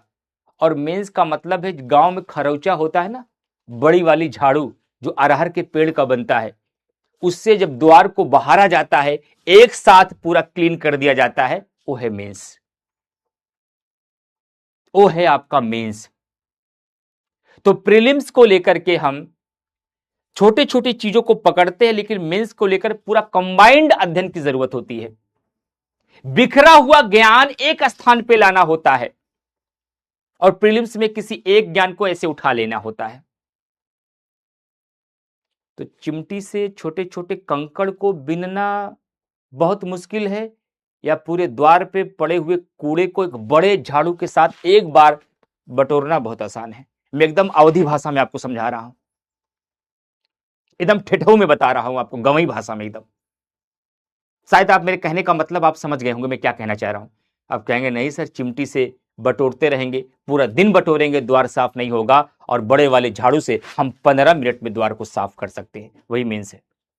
लेकिन आपको केवल डर लगता है कि पूरा द्वार क्लियर करना है। प्रीलिम्स टफ है, मेंस आसान है। और मेंस पर कमांड करने के लिए लेकिन समग्र अध्ययन आपको होना चाहिए, आपको दायरा पता होना चाहिए कि मेरा द्वार की परिधि कहां तक है और इसमें क्या क्या कूड़े करकट के अंतर्गत आते हैं जिसको हमें बटोरना है और किसे हमें छोड़ना है, ये पता होना चाहिए। तो इसलिए मेरा मानना है कि जब पहला सब्जेक्ट आपका स्टार्ट हो तो फर्स्ट डे से आंसर राइटिंग मत करिए, नहीं कर पाएंगे आप, और करेंगे तो डेमोरलाइज हो जाएंगे। पहले सब्जेक्ट को जब आप पढ़ते हैं तो टीचर के साथ पहले पढ़ते जाइए, पढ़ते जाइए, पढ़ते जाइए। हो सके तो कम से कम समूह में, हो सके तो समूह में। जैसे मान लीजिए संविधान का दर्शन पूरा पढ़ा दिया गया, तो पूरे संविधान का दर्शन का एक साथ आंसर राइटिंग करा दिया जाए।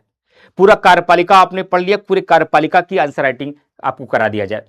अब आंसर राइटिंग करने के लिए सबसे पहली बात होता है कि कब से प्रारंभ करें, तो मैंने बताया है या तो पहला सब्जेक्ट कंप्लीट होने के बाद, या तो पहला सब्जेक्ट कंप्लीट होने के बाद, या कम से कम कोई एक बड़ा टॉपिक कंप्लीट होने के बाद ही आप आंसर राइटिंग करें।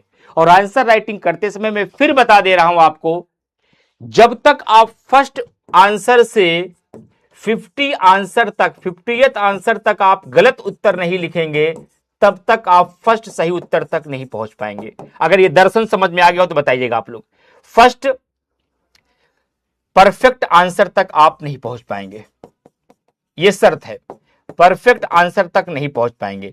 और पूरे हिंदी माध्यम के मेंस पर वीकनेस का यही सबसे बड़ा रीजन है। ये मैंने क्या शब्द बोला, क्या कथन बोला, आप समझ पाए? मैंने कहा आंसर राइटिंग के लिए जब तक आप फर्स्ट से उत्तर से लेकर 50 उत्तर तक गलत उत्तर नहीं लिखेंगे, अधूरा उत्तर नहीं लिखेंगे, हल्का उत्तर नहीं लिखेंगे, छिछला उत्तर नहीं लिखेंगे, तब तक आप एक परफेक्ट उत्तर तक नहीं पहुंच पाएंगे। आपका पहला परफेक्ट आंसर 50 गलत आंसर के बाद आएगा, ये ध्यान रखिएगा। 50 गलत आंसर के बाद आपका पहला परफेक्ट आंसर तैयार होगा, और बच्चा 20-30 लिखकर छोड़ देता, उसको लगता है कि मैं आंसर राइटिंग कर ही नहीं पाऊंगा। जबकि अनिवार्य शर्त है कि जब तक विद्यार्थी 50 गलत उत्तर नहीं लिखेगा, 50 उत्तर का असफल प्रयास नहीं करेगा, तब तक वह एक सफल उत्तर नहीं बना पाएगा।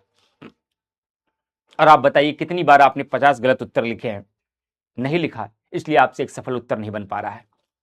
इसलिए आपसे एक सफल उत्तर नहीं बन पा रहा। तो सब्जेक्ट के साथ आंसर राइटिंग शुरू करिए, और आंसर राइटिंग शुरू करने के लिए सबसे पहला काम करिए, आप मार्केट से जाइए, आप मार्केट से जाइए, आप घटना चक्र का ही ले लीजिए, किसी का मत लीजिए, घटना चक्र का ही ले लीजिए। क्या? PYQ, previous year question, previous year question किसका? मेंस का ले लीजिए। और पहला काम केवल इतना करिए, 18 से लेकर के 24 तक जितने सवाल आए हैं मेंस में, उसका मॉडल उत्तर घटना चक्र स्वयं देगा। बहुत सारी पुस्तकें ऐसी आती हैं, घटना चक्र अगर आप लेकर आएंगे तो 2018 से लेकर 24 तक जितने प्रश्न पूछेंगे उसका मेंस का आंसर वहां मॉडल के रूप में दिया रहेगा। केवल पढ़ो उसको आप, कि सवाल पूछा गया है कि विधायिका की उन शक्तियों की चर्चा कीजिए जिसके माध्यम से वो कार्यपालिका को नियंत्रित करती है। तो जरा देखिए इसके बारे में आंसर कैसे लिख रहा है, भूमिका में क्या लिखा गया है, बॉडी लाइन में क्या क्या पॉइंट डाले गए हैं, डायग्राम कैसे बनाया जा रहा है, कंक्लूजन में क्या, पहले पढ़ो उसके बल। और पढ़ने के बाद एक बार देख के लिख दो, एक बार देख के ही लिख दो भाई, कि चलो इमला है सेम ही छाप देते हैं। उसके बाद कॉपी बंद कर दो, फिर सोचो कि क्या क्या पॉइंट शुरू हुआ था, भूमिका में क्या बात थी, बॉडी लाइन में क्या बात थी, कंक्लूजन में क्या बात थी। फिर कॉपी बंद करके अपनी भाषा में लिखना शुरू करिए।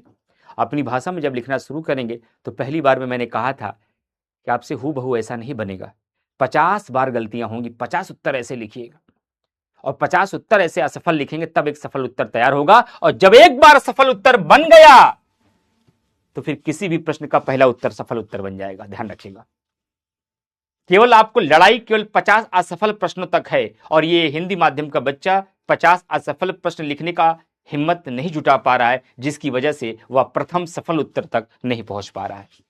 तो प्रथम सफल आंसर तक पहुंचने के लिए 50 गलत उत्तर लिखिए।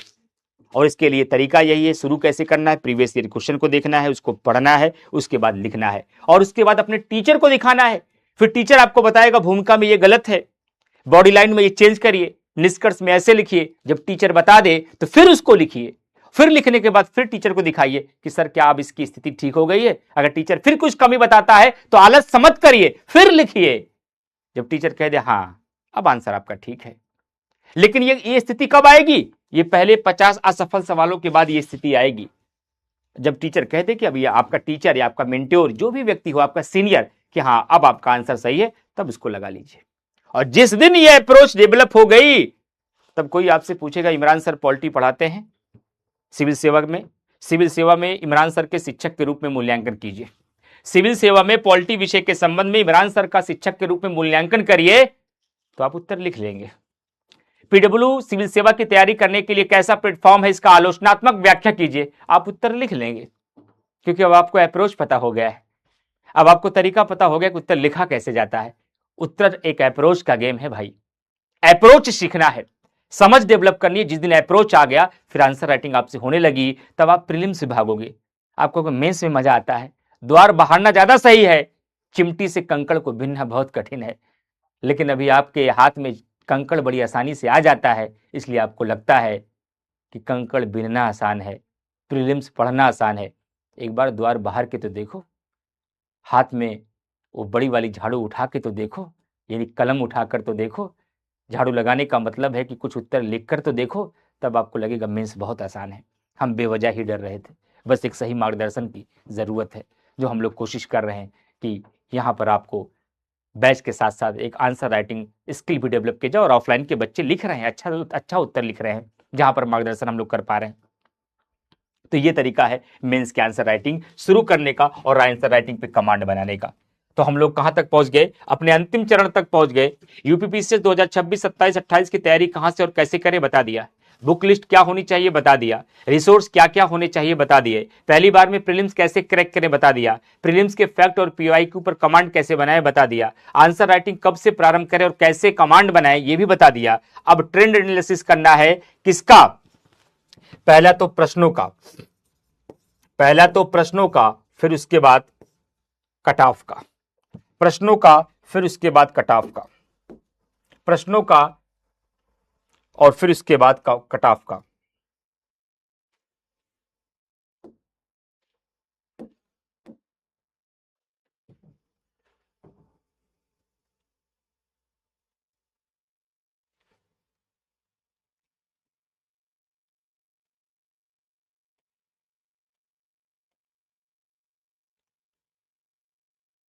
फिर इसके बाद हम इन मुद्दों पर चर्चा करेंगे लास्ट में। अब आइए इस मुद्दे को बता करके फिर इस मुद्दे पर चर्चा करेंगे। तो सबसे पहले मैं बताता हूं ट्रेंड एनालिसिस है। ये 2019 से लेकर 12 अक्टूबर 2025 की परीक्षा का ट्रेंड एनालिसिस है। ये ट्रेंड एनालिसिस हमें ये बताता है कि किस सब्जेक्ट का कितना इंपॉर्टेंस है, किस सब्जेक्ट की भूमिका कितनी है, किस सब्जेक्ट की भूमिका कितनी है, किस सब्जेक्ट पर हम कितना बल दें, हम इज्जत किस हिसाब से देते हैं, उसकी गरिमा के हिसाब से। हम तो बार बार कहते हैं कि बच्चे जब आपके घर में बारात भी आती है ना, एक दूल्हे के बगल में कुछ लोग बैठते हैं, कुछ लोग आगे वाली वीआईपी कुर्सी पर बैठते हैं, कुछ लोग उसके पीछे वाली लंबी वाली चेयर पर बैठते हैं, कुछ लोगों को पीछे प्लास्टिक वाली कुर्सी मिलती है और कुछ लोगों को कुर्सी मिलती ही नहीं, पीछे खड़े रहते हैं पेड़ पर टेक लिए हुए। ये किस आधार पर तय करते हैं किसे कौन सी कुर्सी देनी है? उनकी गरिमा के आधार पर, उनके स्टेटस के आधार पर। उसी प्रकार से हम भी जब सिविल सेवा की तैयारी करते हैं, हम विषयों के ट्रेंड एनालिसिस के हिसाब से उसको इज्जत देते हैं, उसको महत्व देते हैं, उस पर समय देते हैं, उस पर काम करते हैं कि किस सब्जेक्ट की क्या भूमिका है। इसलिए सिविल सेवा की तैयारी का पहला कदम होना चाहिए कि आपको 5 से 6 साल के सवालों का ट्रेंड एनालिसिस करना चाहिए। जैसे मैं बार बार कहता हूं कि आपके सिविल सेवा की तैयारी का बैकबोन, जब भी मैं किसी को महत्व दूं इसका मतलब ये कदापि नहीं कि मैं किसी अन्य विषय की उपेक्षा कर रहा हूं। ध्यान रखिएगा, हमारे शिक्षकगण भी अगर कोई भी क्लास देख रहा होगा तो इस बात के लिए कदापि बुरा मत मानेंगे कि जाहिर सी बात है किसी एक विषय की बात करूंगा, दूसरा विषय के शिक्षक या विद्यार्थी ये ना कह सके हमें कि सर क्या इस विषय का कोई महत्व नहीं। हर विषय का अपना महत्व है। किसी एक विषय के इंपॉर्टेंस को बताने का मतलब ये कदापि नहीं है कि मैं दूसरे विषय की उपेक्षा कर रहा हूं। जिस प्रकार से न्यायपालिका ने कहा है, हम मौलिक अधिकारों और निदेशक तत्वों का निर्वचन करते समय इस बात का ध्यान रखेंगे कि मौलिक अधिकारों का बल अधिक दिया जाए, लेकिन मौलिक अधिकारों को बल देते समय इस बात का जरूर ध्यान रखेंगे कि निदेशक तत्वों की उपेक्षा न होने पाए। उसी प्रकार से हम आपको ये जरूर बताएंगे कि किस सब्जेक्ट का कितना महत्व है, और जिस सब्जेक्ट पर हम बल दें इसका मतलब ये कदापि नहीं होगा कि दूसरे सब्जेक्ट का महत्व या इंपॉर्टेंस नहीं है, ये ध्यान रखिएगा। अब बात आ रही है हिस्ट्री, ज्योग्राफी, पॉलिटी की। तो मैं हमेशा कहता हूं ये बैकबोन है, ये तीनों सब्जेक्ट प्रीलिम्स का बैकबोन है, और इस बैकबोन के बीच भी एक और बोन है जो भी दिखाऊंगा। वो बोन कौन सी है? क्यों? क्योंकि मैं कई बार कहता हूं कि ये तीनों प्रश्न आपको कम से कम 75 से 80 सवाल दे देते हैं, 75 से 80 सवाल दे देते हैं। और अभी आप देख रहे हैं 12 अक्टूबर के एग्जाम में बहुत सारे बच्चे एग्जाम दिए होंगे, जो 90 तक हैं वो अपने आप को सेफ मान रहे हैं, और सेफ हैं भी जो 90 तक हैं। और 80 क्वेश्चन आपको केवल ये 3 सब्जेक्ट दे देते हैं, हिस्ट्री, ज्योग्राफी, पॉलिटी।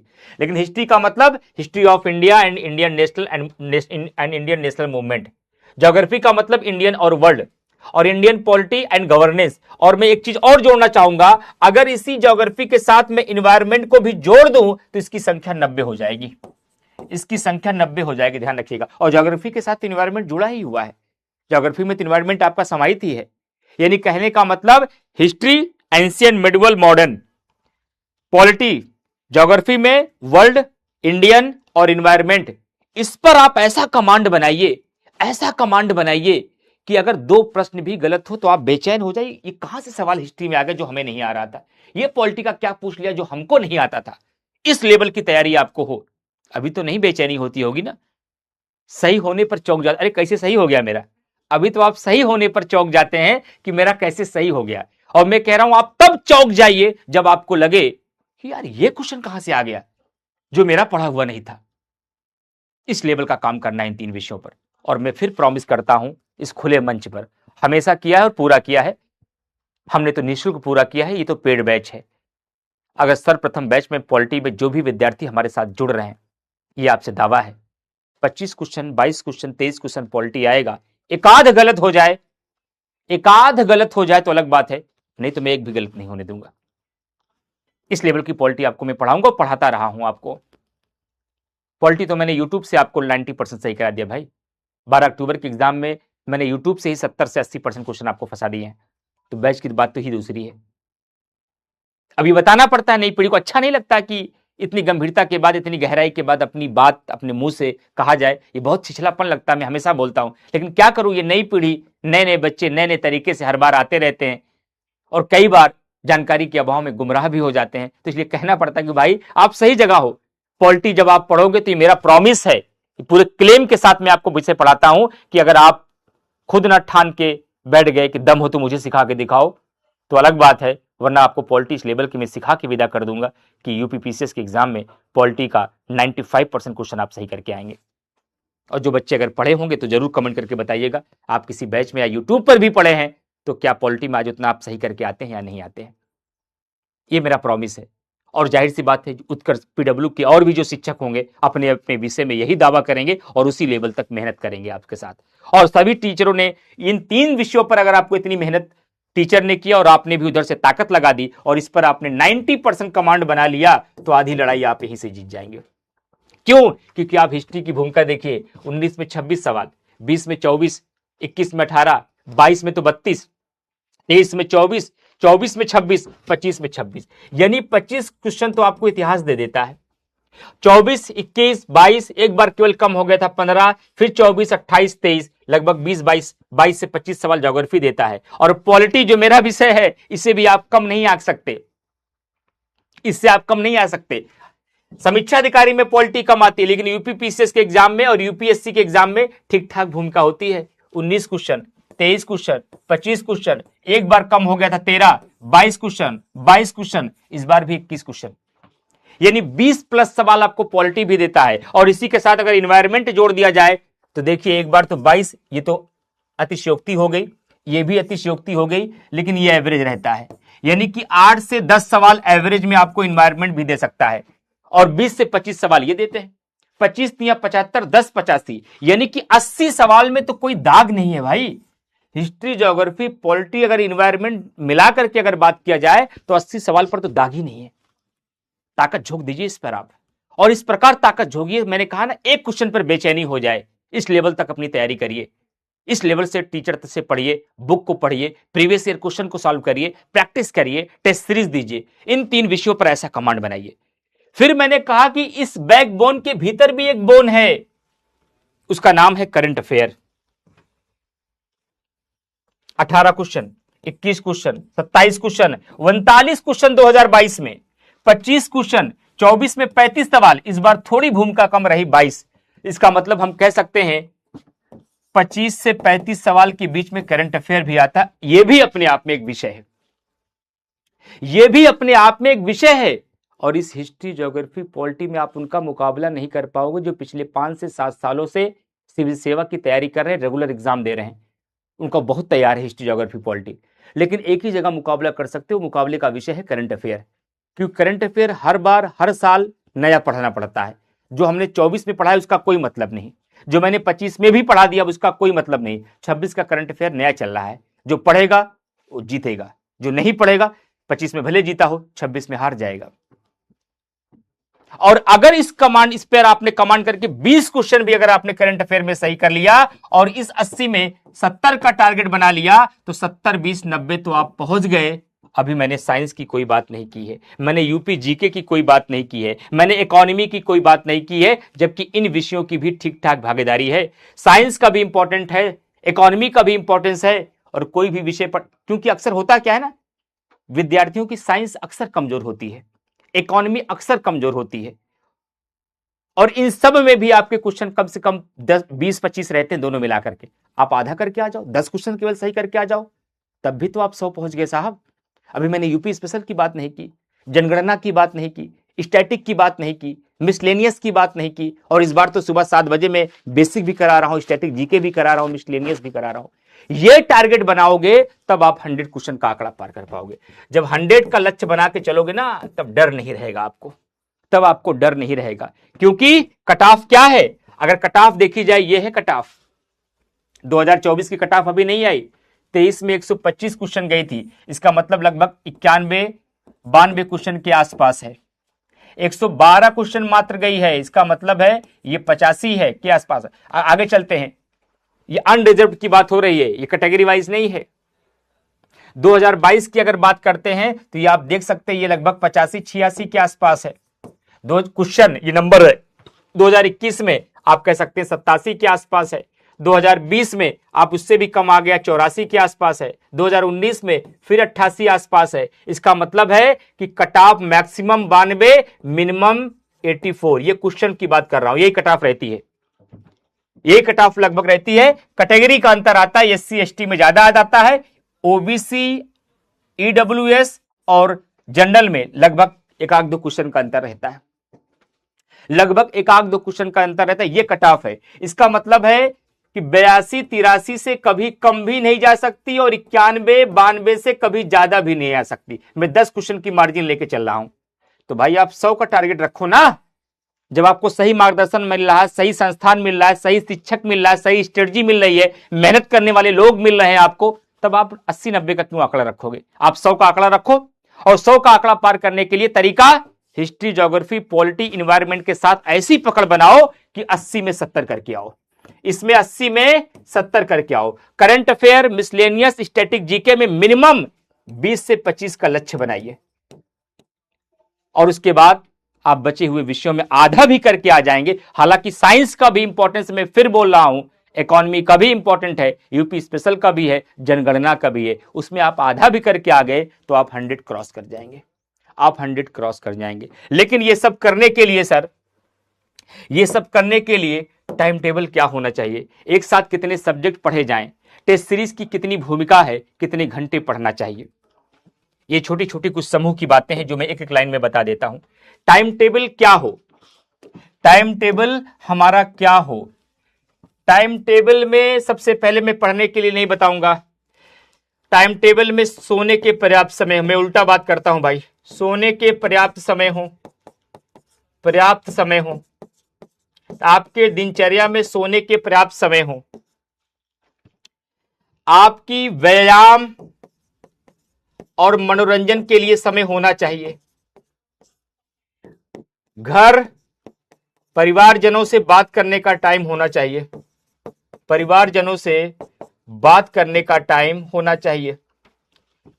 इसके साथ ही साथ आपकी अन्य दिनचर्या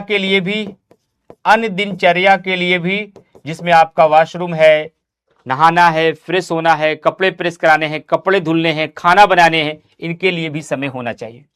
पहले ये समय निकाल लीजिए आप।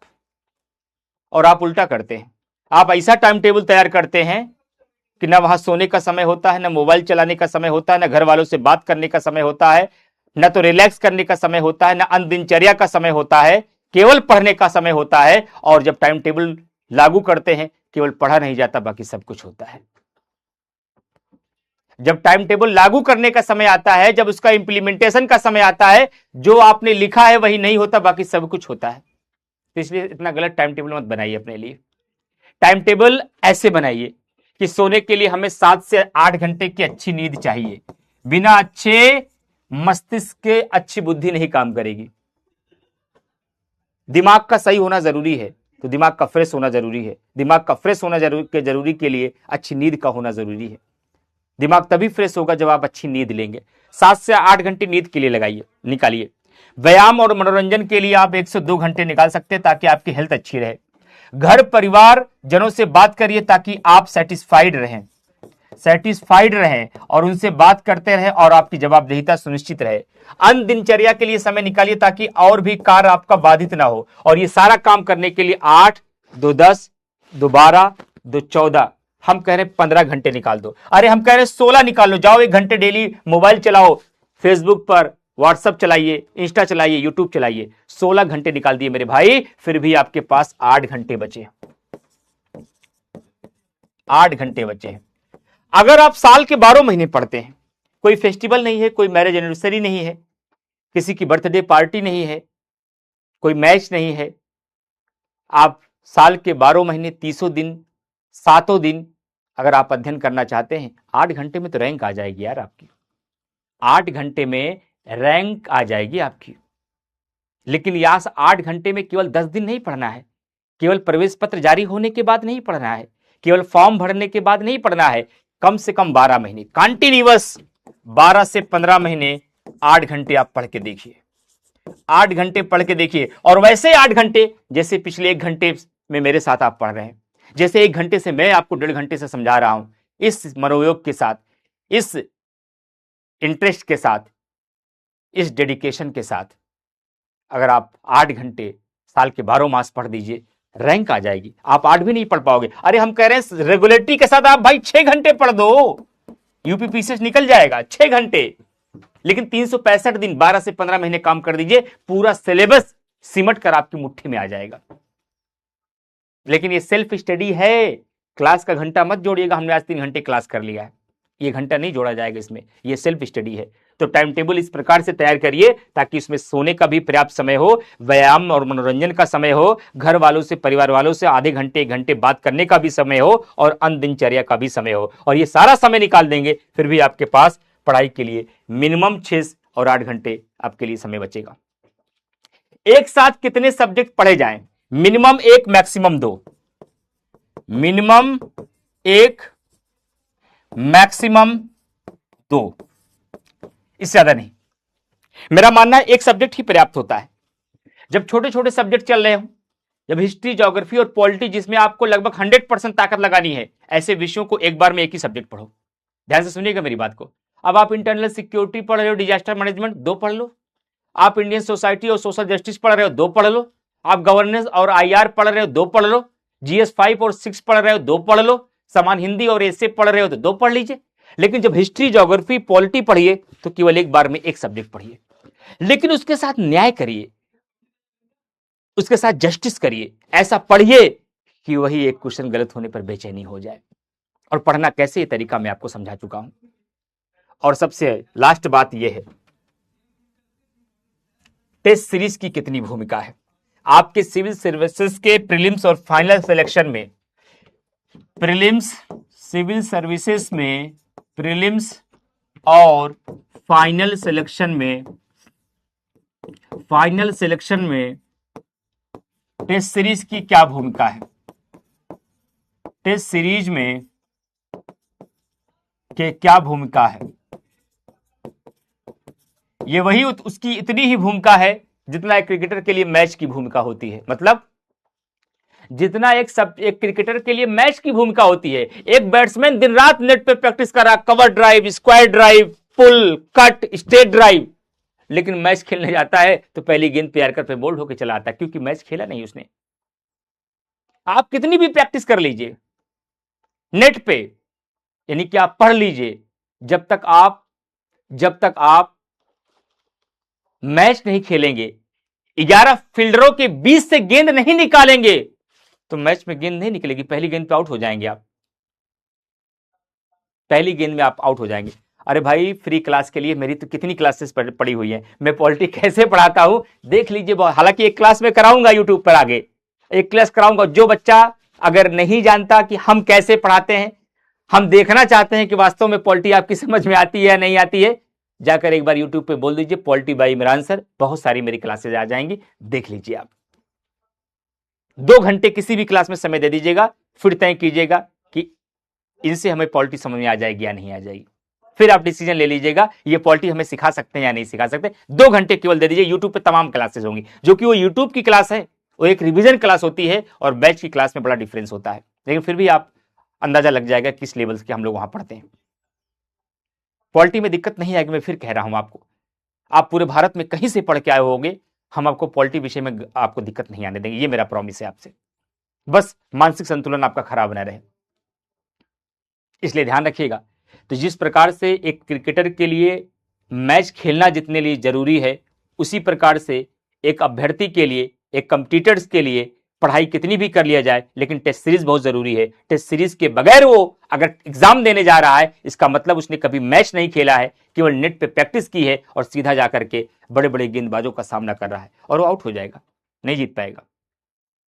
इसलिए प्रीलिम्स में भी और मेंस में भी टेस्ट सीरीज देना बहुत जरूरी है, अति आवश्यक है। प्रीलिम्स के पहले 15 फुल लेंथ की टेस्ट सीरीज और कम से कम 50 सब्जेक्ट वाइज, और मेंस के लिए कम से कम 50 सब्जेक्ट वाइज और कम से कम हर सब्जेक्ट की 5-5 फुल लेंथ की टेस्ट सीरीज देकर जाना जरूरी है। टेस्ट सीरीज कब दे? फुल लेंथ की टेस्ट सीरीज आप जीएस के प्रीलिम्स के लिए सारे सब्जेक्ट पढ़ लेने के बाद दीजिए, सब्जेक्ट वाइज सब्जेक्ट पूरा होने के बाद दीजिए। वही काम मेंस में भी करिए। एक सब्जेक्ट पूरा हो जाए मेंस का, तो सब्जेक्ट वाइज मेंस की टेस्ट सीरीज देते रहिए। जब पूरा विषय पूरा हो जाए तो फुल लेंथ की टेस्ट सीरीज दीजिए। आपने अगर गवर्नेंस पढ़ लिया, गवर्नेंस की टेस्ट सीरीज दीजिए। आईआर पढ़ लिया तो आईआर की टेस्ट सीरीज दीजिए। एथिक्स पढ़ लिया, एथिक्स की टेस्ट सीरीज। ये मेंस की बता रहा हूं। वैसे ही प्रीलिम्स में भी जो सब्जेक्ट आप पढ़े, पहले उसका top subject wise test series दें। जब सभी सब्जेक्ट कंप्लीट हो जाए तो कंप्लीट फुल लेंथ की टेस्ट सीरीज दें। और टेस्ट सीरीज देकर केवल फॉर्मेलिटी नहीं करना है, हर टेस्ट सीरीज के बाद बहुत गहराई के साथ अपना एनालिसिस करना है, अपना आत्म मूल्यांकन करना है, और अपनी कमियों की एक लिस्ट बनानी है, उसे एक्सेप्ट करना है, फिर उसमें सुधार करना है, फिर अगली टेस्ट सीरीज देने जाना है। इसके साथ टेस्ट सीरीज देना है। केवल टेस्ट सीरीज जाकर शामिल हो गए, केवल टेस्ट सीरीज खरीद कर दे दिया, यह आपकी उपलब्धि नहीं है। टेस्ट सीरीज के बाद सुधार आना जरूरी है। हर टेस्ट सीरीज के बाद आप में इंप्रूवमेंट होना चाहिए, और ये इंप्रूवमेंट तभी होगा जब हर टेस्ट सीरीज के बाद आप अपनी कमी को महसूस करेंगे। और उसी लक्ष्य को पूरा करने के लिए जितनी भी बातें मैंने बताई, जितना भी टारगेट मैंने बताया कि क्या क्या मैं आज के सेशन में बताऊंगा, वो सारा टारगेट मैंने आपको बता दिया। सबका के बारे में मैंने जानकारी आपको दे दी। लेकिन इसी लक्ष्य तक पहुंचने के लिए पीडब्ल्यू के द्वारा लक्ष्य यूपीपीसीएस 2026, 2027, 2028 के लिए एक सर्वप्रथम बैच लाया गया है, जिसमें सभी शिक्षक एक फाउंडेशन बैच के माध्यम से पढ़ाएंगे। फाउंडेशन बैच का मतलब होता है प्रीलिम्स का बैच और मेंस का बैच एक साथ पढ़ाया जाएगा। आपकी प्रारंभिक परीक्षा की भी तैयारी कराई जाएगी, और आंसर राइटिंग के लिए भी आपको तैयार किया जाएगा। और इसमें आपको स्टडी मटेरियल भी मिलता है, साथ ही साथ आपके वीकली टेस्ट भी होते हैं, मंथली टेस्ट भी आपके होते रहते हैं। बाकी टीचर के द्वारा पूरा मार्गदर्शन आपको मिलता है, और शुल्क इसका नाम मात्र का है। प्रयागराज आकर, दिल्ली आकर 1 महीने का जितना कमरा का किराया होता है ना, उतने में पूरी सिविल सेवा की तैयारी कर लेंगे अपने घर की झोपड़ी में बैठकर। बस आपके पास एक मोबाइल होना चाहिए और नेटवर्क होना चाहिए। ये क्योंकि ये बैच ऑनलाइन है और इसकी फीस, इसकी डिटेल जानकारी कमेंट बॉक्स जहां पर आप कमेंट करें वहीं लिंक में दिया गया है, वहीं पर नंबर होगा, वहीं पर बैच ज्वाइन करने का तरीका आपको दिया गया है। तो जो भी बच्चे इसके साथ जुड़ना चाहते हैं, जुड़ करके आप सर्वप्रथम बैच में हमारे मार्गदर्शन में, हमारे निर्देशन में, पूरे पीडब्ल्यू के निर्देशन में और मार्गदर्शन में आप अपनी सिविल सेवा की तैयारी करते रहेंगे। और आज केवल इतना बताया, जब पढ़ाते रहेंगे 100 घंटे में बहुत कुछ बताएंगे। पढ़ाने के साथ साथ हर रोज मैं बच्चों को कुछ ना कुछ सिखाता रहता हूं, कैसे पढ़ना है, क्या पढ़ना है, किन बातों का ध्यान रखना है, किससे बचना है, क्या करना है, ये हर रोज मैं सिखाता रहता हूं अपनी क्लास में। पॉलिटी पढ़ते पढ़ते आपके अंदर सिविल सेवा की तैयारी की चेतना तो हम जगह ही देंगे, ये वादा है मेरा आपसे। बस शर्त है कि आप हमारे साथ 100 घंटा बिता तो लीजिए पहले। तो मैंने अपनी पूरे, हमारे पास जो भी अनुभव था, जो भी ज्ञान था, इसीलिए मैं यूट्यूब पर आया ताकि पब्लिकली पूरे प्रदेश भर के बच्चों को मैं गाइड कर पाऊँ, उनको मार्गदर्शन कर पाऊँ, उनको सिखा पाऊँ, उनको एक तरीका बता पाऊँ, उनको एक बेहतर स्ट्रेटजी बता पाऊँ, उनको कमियां दिखा पाऊँ जो करके लोग हार रहे हैं, मैं उनको वो रास्ता भी दिखा पाऊँ जिस पर जाकर लोग जीत रहे हैं। अगर वो रास्ता अपनाएंगे तो जीत जाएंगे, कमियों पर ध्यान नहीं दिया तो फिर हार जाएंगे। अब तय आपको करना है कि आप कौन सा रास्ता पकड़ते हैं। बाकी कमेंट करके जरूर बताइएगा ये स्ट्रेटजी सेशन, ये ओरिएंटेशन सेशन पूरे प्रदेश भर के सिविल सेवा की तैयारी करने वाले विद्यार्थियों के लिए कितना लाभकारी रहा। बाकी कल से हमारा बैच स्टार्ट होगा 6 से 7:30 और मैं ऐप पर कल से पॉलिटी स्टार्ट कर रहा हूँ। तो कल मैं पॉलिटी के बारे में बेसिक जानकारी बताकर, उसका सिलेबस बताकर कल पॉलिटी का क्लास आपका स्टार्ट हो जाएगा। तो आज के सेशन में इतना ही। आगे कोई ना कोई एक क्लास मैं फिर से पब्लिक करूंगा, मैं बता दूंगा कि कौन कौन सी आपकी पब्लिक होने वाली है। ठीक है, तो आज के सेशन में इतना ही। Thank you very much. और बाकी बहुत सारी क्लास देखने के लिए आप लोग उत्साहित हैं, बहुत सारी क्लासेस हैं यूट्यूब पर, बहुत सारी क्लासेस मेरी हैं, उसको आप देख सकते हैं अच्छे से। हालांकि सर्वप्रथम के भी आगे एक क्लास में आपको और दूंगा, क्योंकि आज मैंने कुछ पढ़ाया नहीं है पॉलिटी में, आज तो मैंने केवल स्ट्रेटजी बताई। लेकिन मैं फिर कह रहा हूं, ये स्ट्रेटजी आपके पढ़ने से बहुत ज्यादा जरूरी है। पढ़ाने के लिए विषय तो सब पढ़ा देंगे, विषयों की बहुत सारी पुस्तकें भी आती हैं, लेकिन गाइडेंस की पुस्तकें नहीं आती हैं, मार्गदर्शन की पुस्तकें नहीं आती, स्ट्रेटजी की पुस्तकें नहीं आती, कमियों की पुस्तकें नहीं आती, सही रास्ते की पुस्तकें नहीं आती। इसलिए ये काम मैंने स्वयं यूट्यूब पर आकर किया आप विद्यार्थियों के लिए। बहुत शुक्रिया, धन्यवाद। मैं पुनः मिलूंगा कल सुबह 7 बजे। जितने भी नए बच्चे आज के सेशन में जुड़े हैं, चैनल पर नए हैं तो चैनल को सब्सक्राइब करिए। रोज सुबह इसी चैनल पर 7 बजे मैं देश दुनिया की तमाम महत्वपूर्ण खबरें आपको बताता हूं, जहां पर करंट अफेयर की पूरी कंप्लीट तैयारी मैं आपको कराता हूं। Thank you very much to all of you. बाकी कमेंट करके आप लोग अपने फीडबैक जरूर बताइएगा कि ये पूरी स्ट्रेटजी, पूरा मार्गदर्शन आपकी तैयारी के लिए कितना लाभदायक होगा।